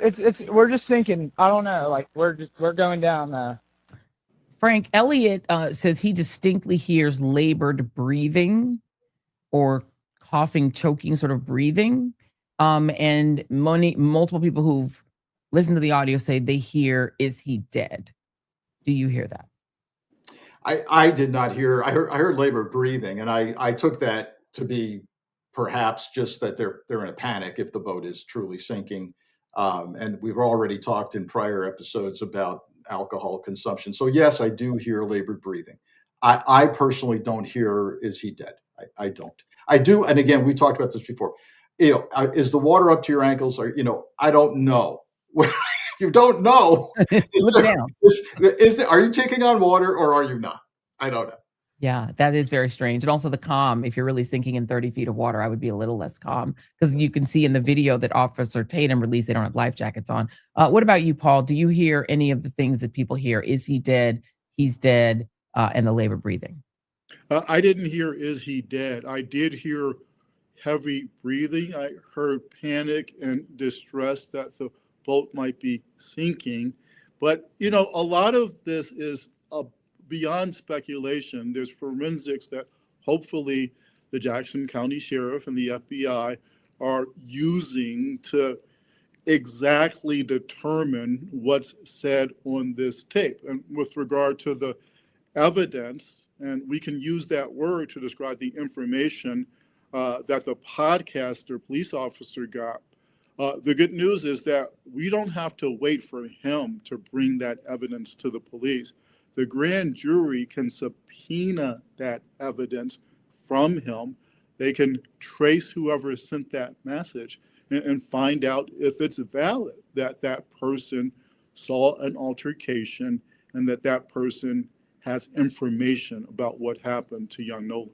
Yeah, and I'm sure they're going to also, subpoena. Jason, if you could look at C7 here, Officer Tatum obtained this video that he says is that day. This is the boat. You can see the size of the boat. And the goal of this for Officer Tatum is to prove that Nolan Wells was not on the boat. But the problem for me is that, number one, it shows the boat very much alone. You don't see other boats around them, which begs the question for me, who's taking the video? And I wonder if that video, Frank, might be boat X. That's the question that are raised for me when I see that. All I want to know is who's taking the video, and has anybody talked to them?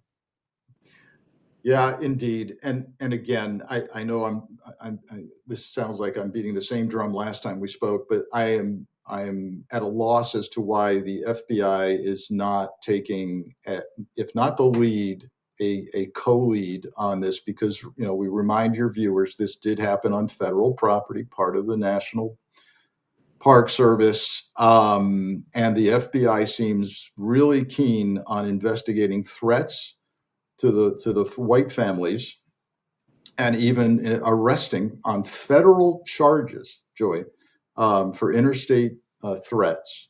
but seems unwilling to spend investigative resources other than, and I don't want to minimize this, other than the digital forensic examinations, which they're very good at. But I don't understand the lack of dedication of investigative, boots on the ground, investigative resources where these interviews could get knocked out. I mean, you tell your field office there in Jackson, hey, we're all doing these interviews today. There's 100 of them. We're knocking them out. And it gets done. Yeah, you would think a month later. Let me go through some of this working timeline that the United Cajun Navy put out, because there's some other stuff that is very actually strange, right? So you have at 3:23 p.m. a vertical screen recording displays a phone clock while showing the crowded anchorage and nearby boats. So basically, they're all around lots of boats at 3:23. The last independently corroborated sighting of Nolan is around 3:23. And we could put that picture up, C6, if you could, Jason. This one, we don't know the timeline on this, but this is the last picture that we have, or one of the few pictures that we have. TMZ obtained it, that shows what appears to be Nolan Wells on the boat. Theoretically, that is around sometime in that 3:23 time period. You then have at 4:27 p.m., you have a recording showing boats and people on the anchorage, but not necessarily with Nolan in them. 4:31, the boat on which Nolan arrived at Horn Island departs at 16:31. Per the user supplied timeline, the supplied package does not include the underlying GPS. So no GPS, but this is when it supposedly leaves. Then you have someone named Matthew Lamp, who states at 5 p.m. that a passenger was pretty certain a person was part of a group that was almost fighting around 5 p.m. He says that the Bertram with blue top left shortly afterwards and fast, not believed to be a factor at this time, but that someone got in a fight around 5. Then another person named Melissa Thomas disputes the identification and says a different young man was with her group and says they spoke with the boys. One of them had an entire vodka bottle.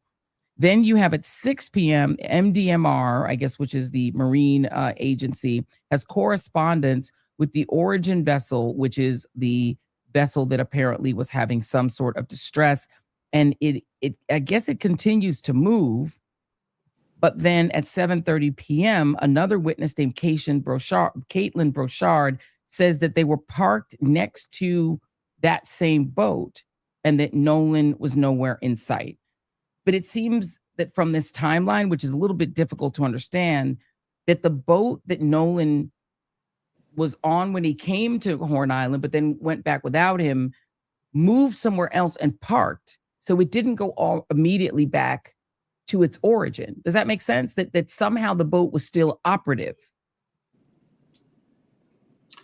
It sounds like that. And we don't know at what point exactly they discovered, if it happened, that it was sinking, right? Well, we've got a problem.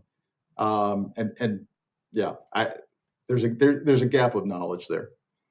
And Paul, I mean, the challenge is that it's kind of amazing to me that United Cajun Navy has names of people who are witnessing the boat moving around, but that they're disputing whether or not they cited Nolan as part of an argument, whether or not it was a different person that was part of an argument. You've got Trayston saying he's the one who was part of the argument. There's so many conflicting stories, but also the conflicts as to whether the boat was really disabled, whether the boat then moves to another place and parks, which seems weird. If it was a sinking boat, you'd think it would just go back where it came from.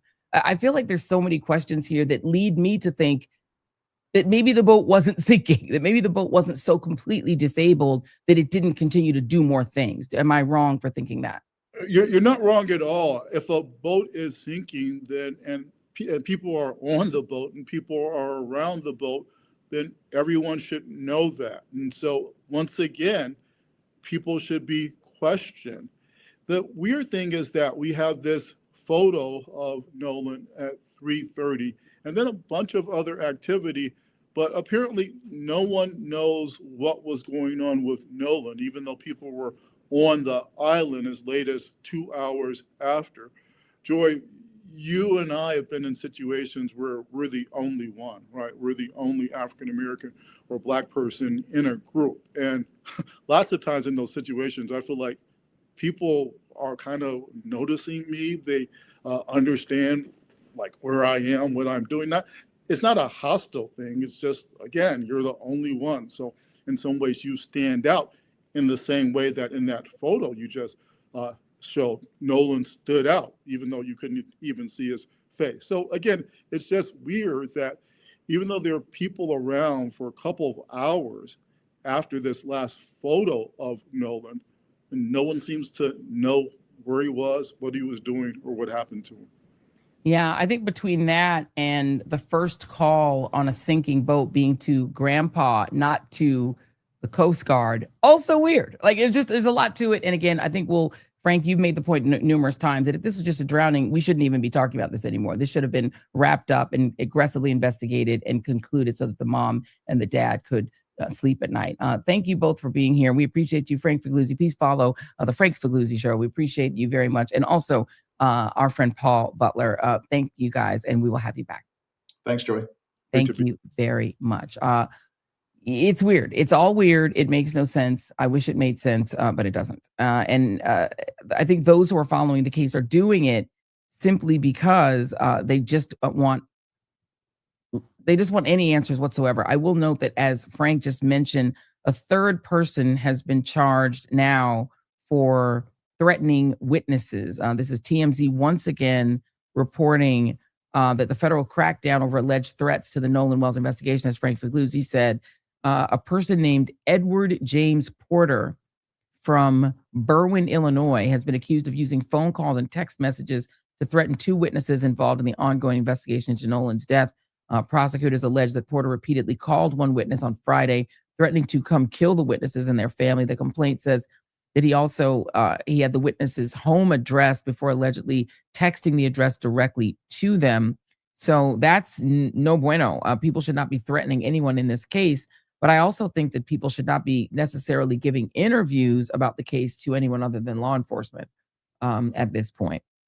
It is a strange case, and we will just keep up with it. And horrors for the Nolan Wells family having to still deal with this. Okay, so we talk a lot about the economic state of Black women in this country and the mass of layoffs and firings that have left more than 400,000 at this point Black women without jobs, including really being run out of the federal government aggressively by the current administration. But we don't talk often enough about the equivalent challenges facing Black men in this country. Well, no more. The John Mercer Langston Institute for African American Political Leadership has combined with the Virginia Alliance for Black Men and Boys to put out a report on the economic state of Black men and boys, to sort of dig into what's going on with this group of Americans who are also, like Black women, facing tremendous challenges in the current environment. And joining me now to discuss this is our friend, Dr. Wes Bellamy. He was, I want to say you were the youngest legislator in Virginia's history when you were the person who was very much directly involved in the Charlottesville nightmares that were taking place back during Donald Trump's first term. But you are also now a professor, a public intellectual, and somebody who is on top of this report. Thank you for being here, Dr. Bellamy. Well, anything for you, my sister. I appreciate you for having us on a very timely conversation on a very serious topic.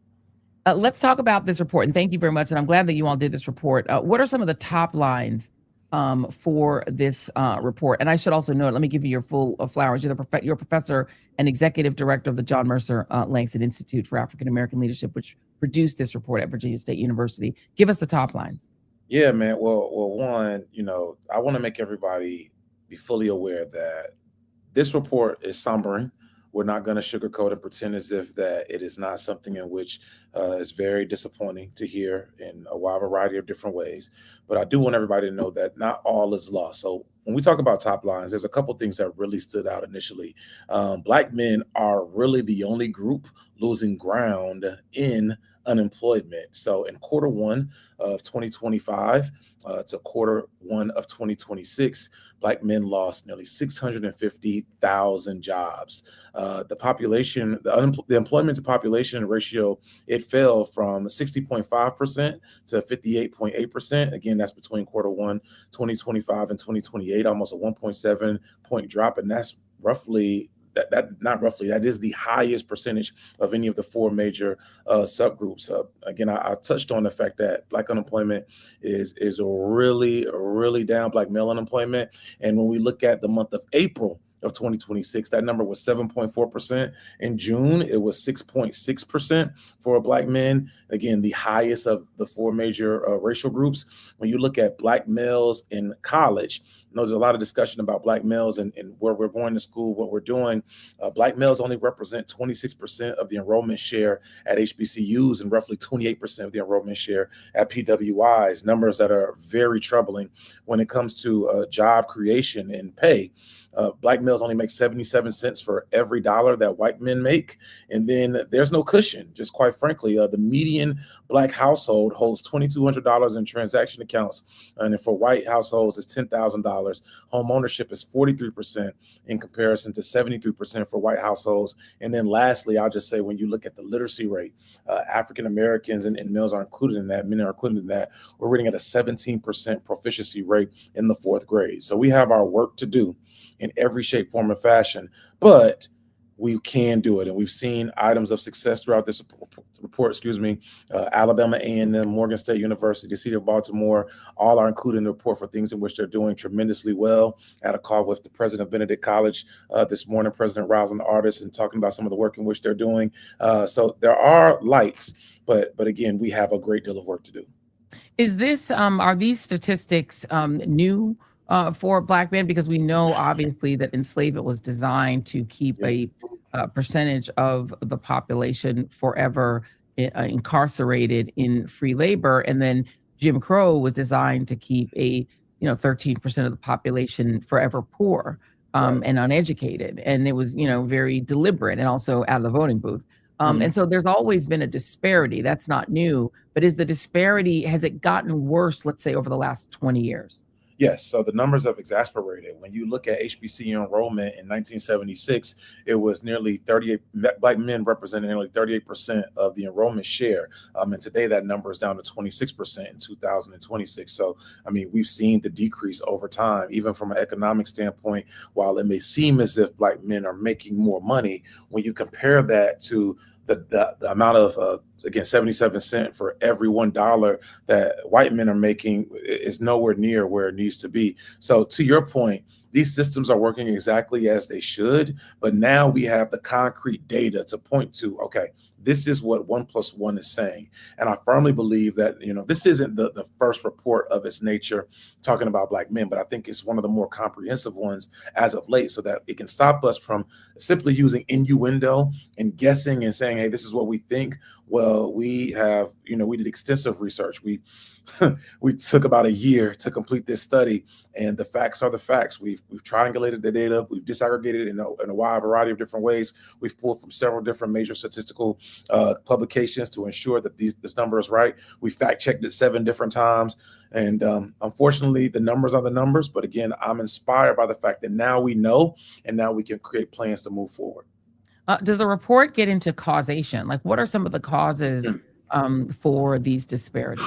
Well, yes, it does. And I mean, unfortunately, in that regard, there are things that aren't quite surprising. So when we look at the trajectory of Black men in their wealth creation, there's 2 things that really stood out to me. One, Black men, even if they come from affluent or high wealth households, they were not prevented from being exposed to the barriers of systemic racism. So what does that mean? A Black man can go to college, go to a 4-year university, get a degree, enter into a field in which they're making money, and we see time and time again that that Black man will not be paid at the same rate as their white counterpart. Furthermore, there are different barriers that will prevent him from advancing in his career at the same rate as his colleague. Much of that is due to the fact that, again, these systems have created jobs and entities in which mostly white men, or white people for that matter, white women for that matter, are in positions to be able to do the hiring and, again, decide who advances. And because of that, Black men specifically, and obviously we know this is the case with Black women, but for the sake of this argument, we're talking about Black men. Black men are not chosen to move up the ladder at the same rate. That leads us to another conversation in which we've seen several people discuss, well, brothers need to go to trade school. Well, here's the thing. When you go to trade school, there's a list of barriers with that as well. One, there are not enough apprenticeship programs that are free or cost efficient for brothers to tap into. We're encouraging municipalities to create these programs. When I was the vice mayor of Charlottesville, we created something called the Pathways to Pipelines trade program, and it's still in existence today. But we don't see enough of those programs across the country. So here's what happens. A brother, let's just say little Wesley, at 21 years old, I may have a felony. I may have made some mistakes at 17, 18, was tried as an adult, 17 was tried as an adult, have a felony on my jacket now. And I say, hey, I'm going to go become a carpenter, or I'm going to go become a plumber, because that's what people say. Hey, man, go be an electrician. You can work for yourself, brother. Well, one, to enter the trade school, there is a cost. And when you're in the trade school, you have to be able to sustain yourself. Let's just say little Wesley has a child. That child needs money. That child needs clothing. That child needs Pampers. So how are you sustaining yourself when you're in the trade school? Once you finish the trade school, by the grace of God, if you make it through, there's a cost associated with with earning and obtaining your tools. So how do you get those tools without a cushion to be able to get the start going? Once you get your tools, and let's just say you do get the opportunity to go to a job, we face significant barriers in terms of moving up the ladder to potentially become a foreman or a leader on the job, if you will, or within the company.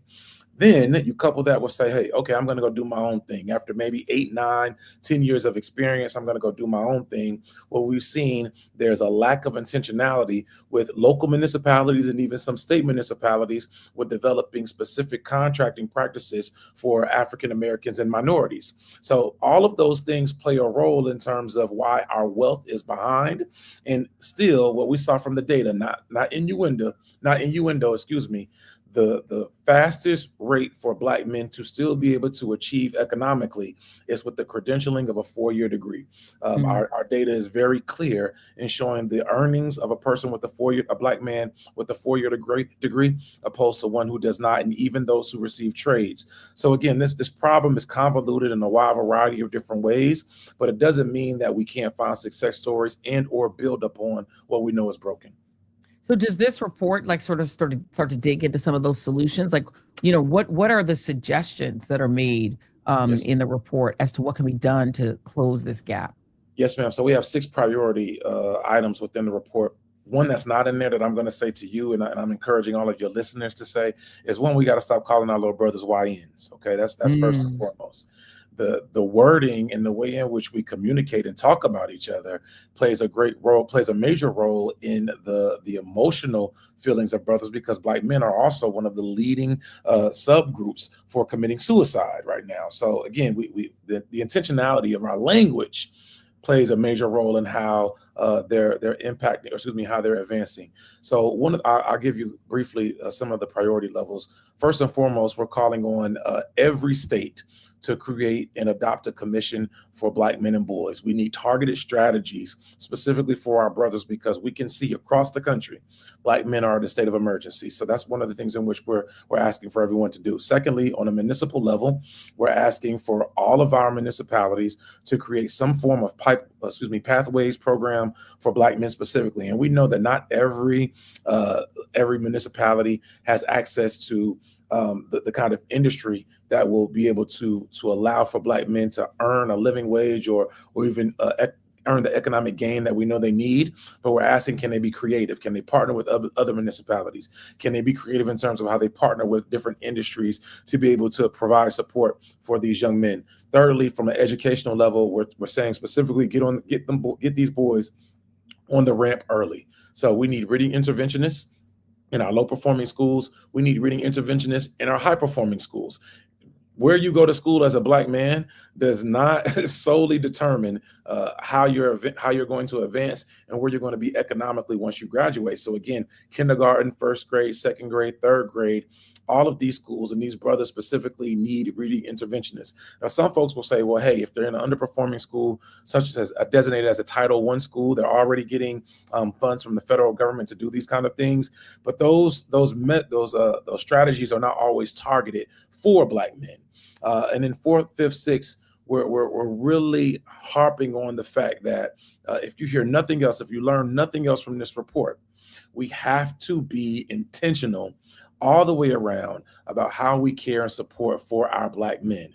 When you look at, again, the state of economics in terms of our weekly earnings, which, as you see on the screen, only $1,039, only 26% of us going to HBCUs, only 28% of us going to PWIs, one of the highest suicide rates of any of the major subgroups. You need targeted targeted strategies and measurable outcomes for how we're going to deal with our brothers. And I believe we can do that. Yeah.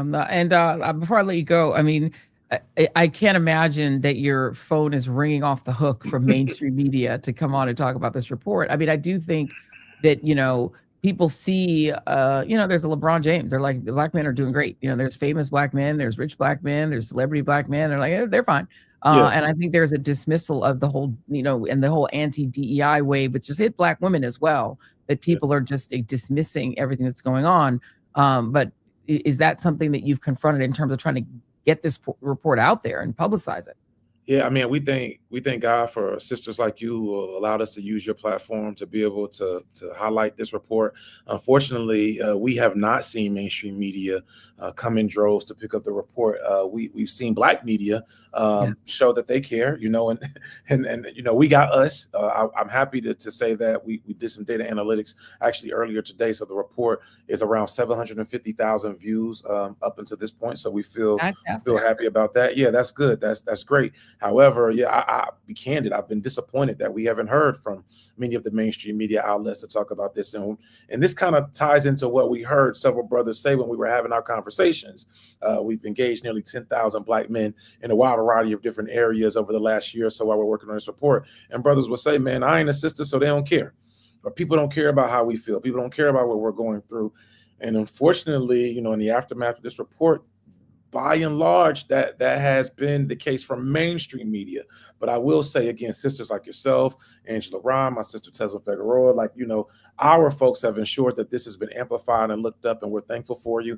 And again, man, we got us. We can't worry and harp on what somebody else isn't doing. We got the data now. We know what we have to do. We know what's in front of us, and we're going to get to work. My friend, Dr. Wes Bellamy, I'll have to have you come back because I really think we should dig deeper into these questions of mental health. And we have a new friend, Dr. Elliot Connie, who is really brilliant. And I would love to put the two of you together and talk about Black men and mental health. I think it would be a really fantastic conversation. But I have my copy of the report. How do others get theirs? So you can literally go to our website, www.vsu.edu.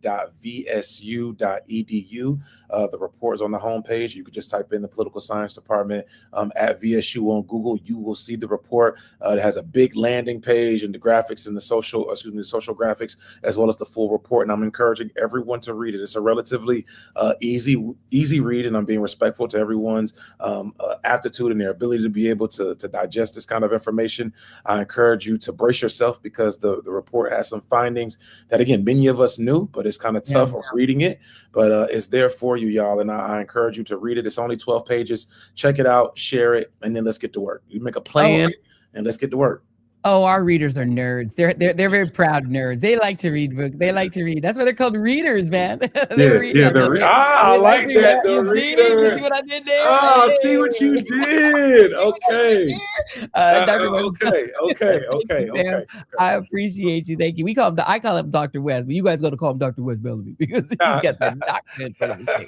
Thank you, my friend. I appreciate you. We appreciate you. Thank you, sis. Thank you so much. All right, so we're going to put the link in the description of the show so you guys can read this report. Scaring is caring, as we say, but you have to read the bad news to know what you can do about it and change things and turn them around. So Dr. Wes Bellamy is one of the great ones. I'm telling you, go back and read his book that talks about what he had to deal with when the Charlottesville riots happened, because he was a young state legislator at the time that was the only Black legislator, I think, in his cohort in dealing with that madness. So anyway, he's a brilliant guy. So thank you to Dr. Bellamy. We will definitely, yes, the readers are here. We are blurs, nerds, and all the nerd things. Let's do our moment of joy before we get out of here. And this one is actually great. Winsome found this one. This one is a great and wonderful and joyful story about doing nice things for other people who do not have. The haves doing for the have-nots. And it's a beautiful story. It is our moment of joy. And it is from Ray and Knight on Instagram. Crazy party for the homeless community. I had a free spa with facials.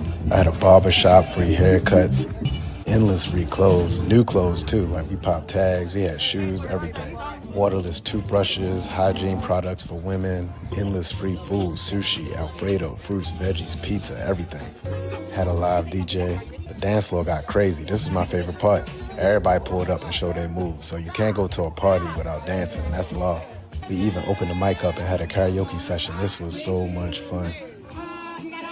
We even had goodies for the homeless animals around the block.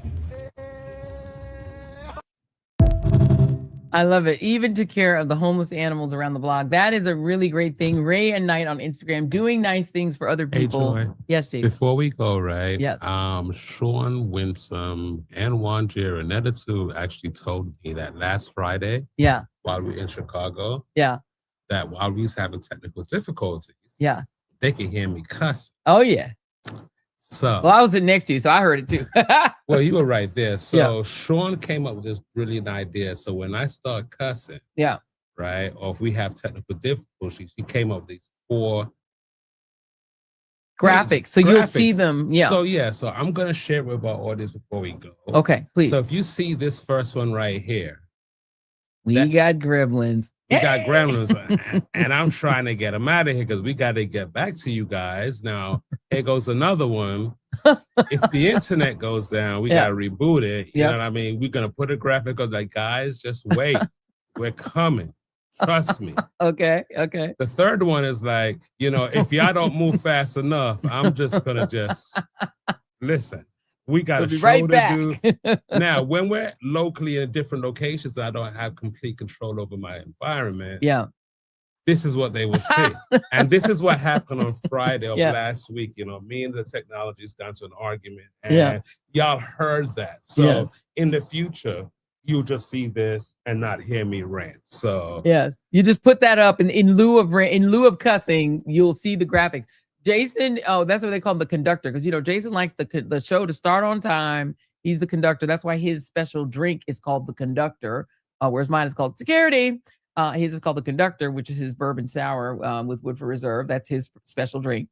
But he's an on-time person.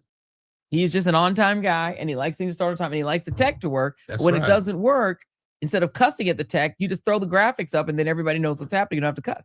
Well, I'm going to cuss anyway, but you can just turn the audio off. Just turn the audio off there and go and cuss behind the scenes. Yes, absolutely. And cussing is fine also. I agree with that. I'm a cussing Christian. I done told y'all already I'm a cussing Christian. You got to cuss them gremlins because they be coming for you. And sometimes we think it might be Palantir.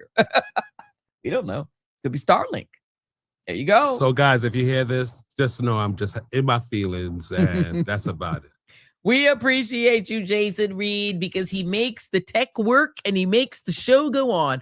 We love all of our team. Wanji is back there also behind there fighting the gremlins. Sean, Wanji, Nila's back there, but I think Nila's just partying. I think she's just hanging out. She's just chilling back there, but she loves to chill with us. And these are our on-air team. And of course, Winsome, who moderates the chat. Sometimes we can get Miles to moderate the chat too. You might see him in some of the chat rooms as well. So we're all behind the scenes. Well, I'm in front of the scenes, but everybody else that's behind the scenes is making it work. Big ups, of course, to Adrian and Ron and our whole team. We love our team. The Joy Reid Show team loves you guys very much. We appreciate each and every one of you. They said cussing is a sign of, what is it? Cussing is a sign of high intelligence.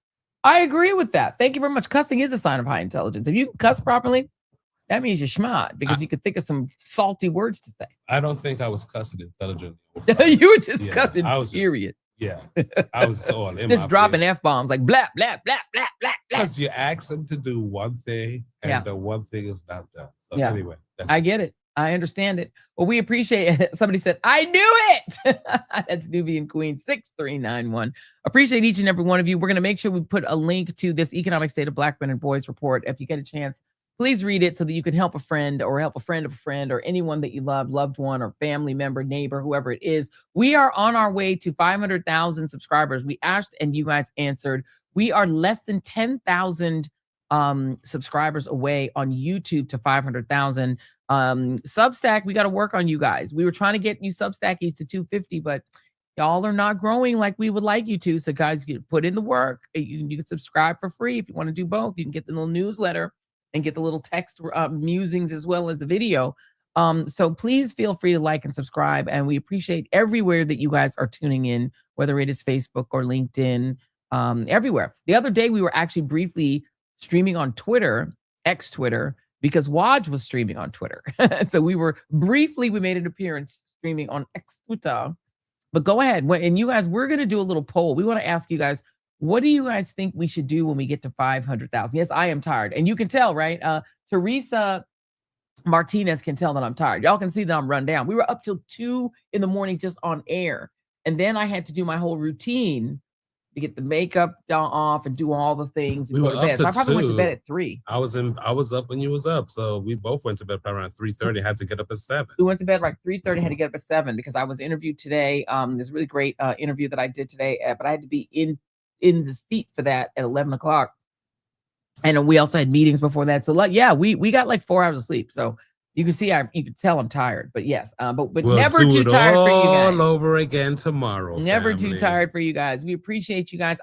Tomorrow, I have to announce that we are not going to do a premium Substack live. I apologize to my premium Substack live folks.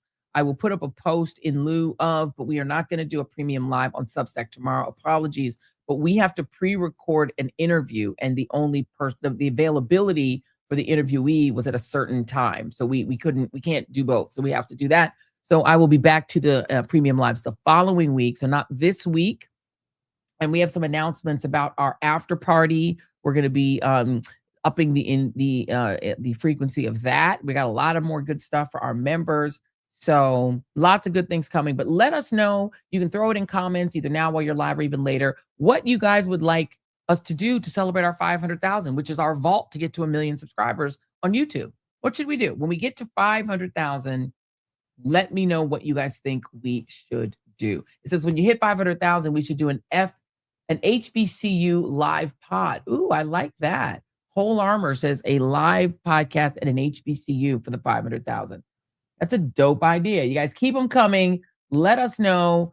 And thank you all, by the way, who hung out with us late and into the early morning for that historic moment, because we wanted to watch it live. We weren't going to miss it. If Abdul was going to win, we were going to be there, and we were there. Thank you all for watching. We will see you on the next The Joy Reid Show. Have a good night. Be good. Be nice to somebody, and be joyful. Love y'all. Bye. Getting back to the basics, grassroots level. Let me dig a little deeper with the shovel. Plenty can't tell the forest from the trees, and I'm hard to detect, like a black hole in the dark.